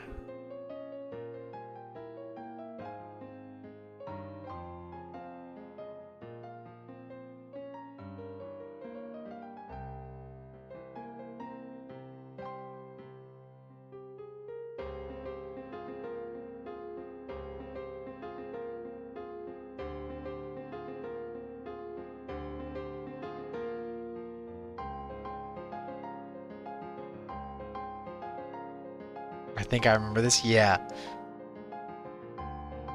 No, I had a nightmare. I think when we were on Chapter 2. If I had multiple until I finished it, great. I'm sure I will. See, I've been free for about 9 months because I haven't been playing the game. But now I'm back into it, so I'm sure they'll return.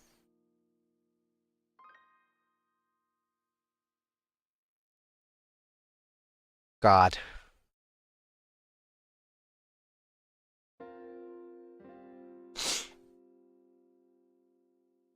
It pains me also not being able to look things up related to this game. I can't do shit. There are times when I've seen people like post Rika online and I gotta block that person because I don't want spoilers. Because occasionally something Higurashi will pop up in the wild, and thank God it's never anything actually story relevant, or at least nothing I can tell. It's usually just someone posts the Rika sprite from the original artwork because it's silly looking. And then I'm like, whoops, gotta block that just in case. I really need to make sure Twitter does not think that I'm into Higurashi, because then it will show me spoilers. Like, I have to convince every social media I'm on, if I see anything Higurashi related, I have to make sure that social media thinks that I don't like Higurashi, so I don't get any more posts. But I'll be unshackled once we get through this behemoth of a game, which there's still so much.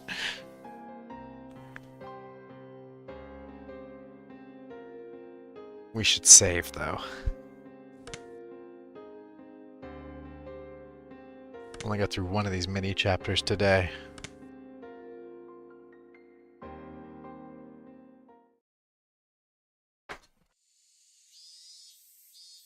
No, we can't see Sunday.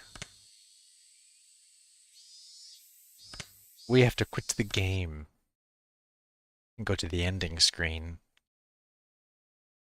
When you see the most horrific spoiler of all time, I'd rather not.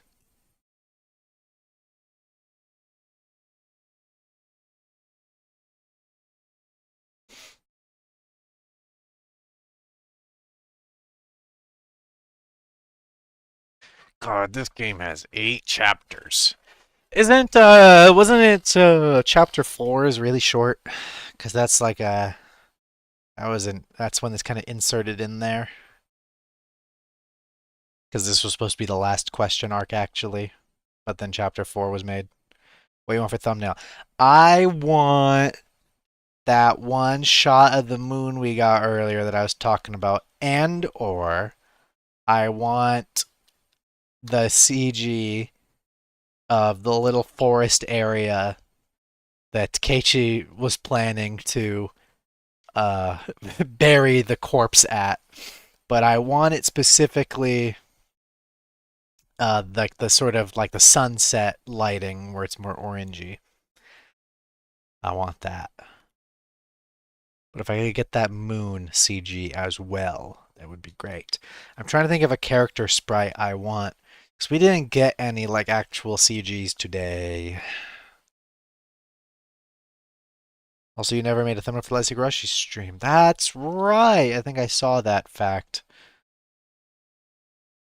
Must get on that.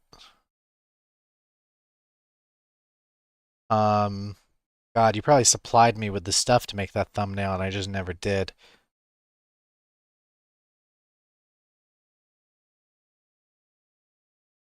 We didn't see any sprites. Yeah. It was a spriteless episode, which is very strange. We didn't get to see my friends because we were basically, I mean, we spent like half of the stream in theory mode, but then the other half when we were actually playing, we're just kind of in Keiichi's head as he's planning out this murder.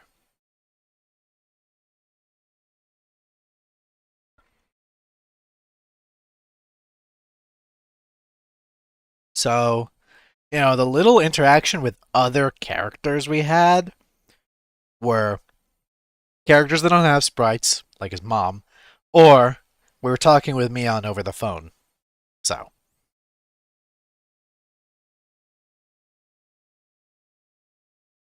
it was a lot of internal monologue today.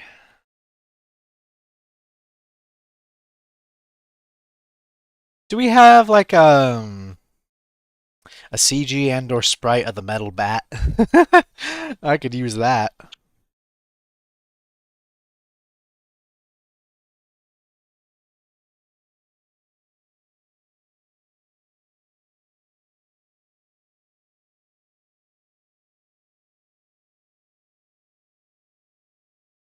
No, I will say though, I'm surprised we don't have a sprite of Tepe, considering how significant he seems.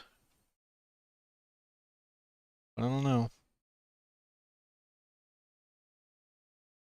You mean Echo is funny because you straight up won't understand the story if you're not thinking like this.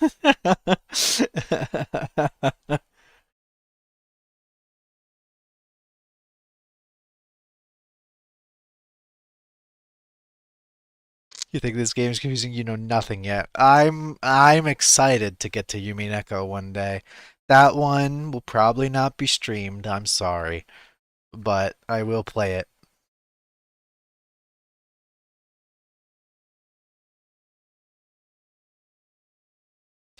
What happened in the last Higurashi stream for this one, the one that doesn't have a thumbnail? Because I need to make a thumbnail for it.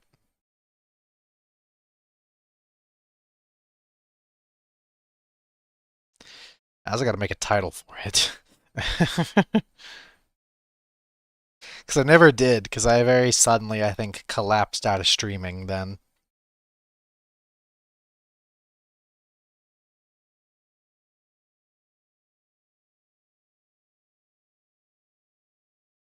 Sadako breakdown test, right.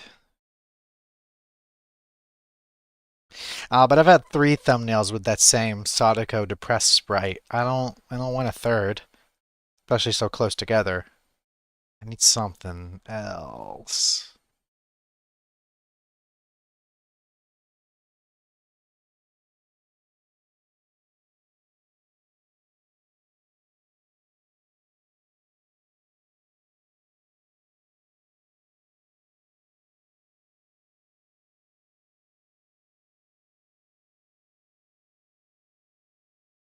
Hit a CG. I'll take the CG, please.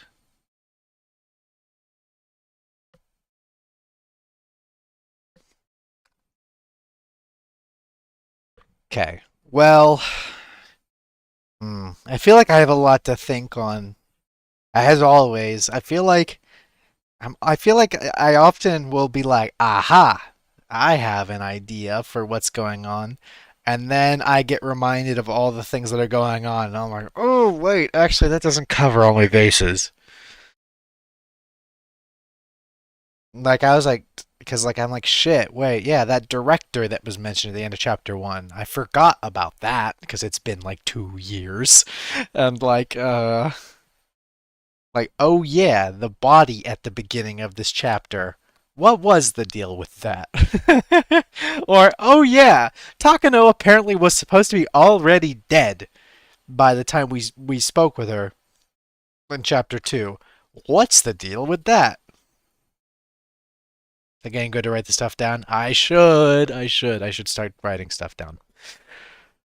But that's gonna be it for tonight. We've been going nearly an hour longer than normal because we've been spending so much time just talking. But I think that's good, in a stream where it's been so long um, since we last did this. Huishi's partner Kuma is the most important character ever. You just don't know it yet. This could be true. This could be true. But yeah, I think this was a good thing to do, was to have a heavy theorizing segment and talking things out. Because let me remember some things that had occurred. I reached deep into my brain cavity. Yep, massacre. Um, and I think it's allowed me to forge new ideas of what could possibly be going on.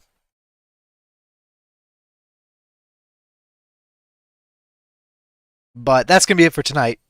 Because we really gotta call it. We've been going late. So I uh hope you had a good time.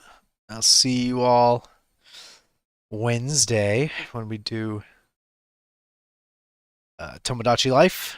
Sorry, I'm tired. I'm talking slow. And then Friday will be the return of GTA 4, so be there for that. It's gonna be a big deal. I'm gonna see Dr. Glass again. So good night. I'll see you all on Wednesday.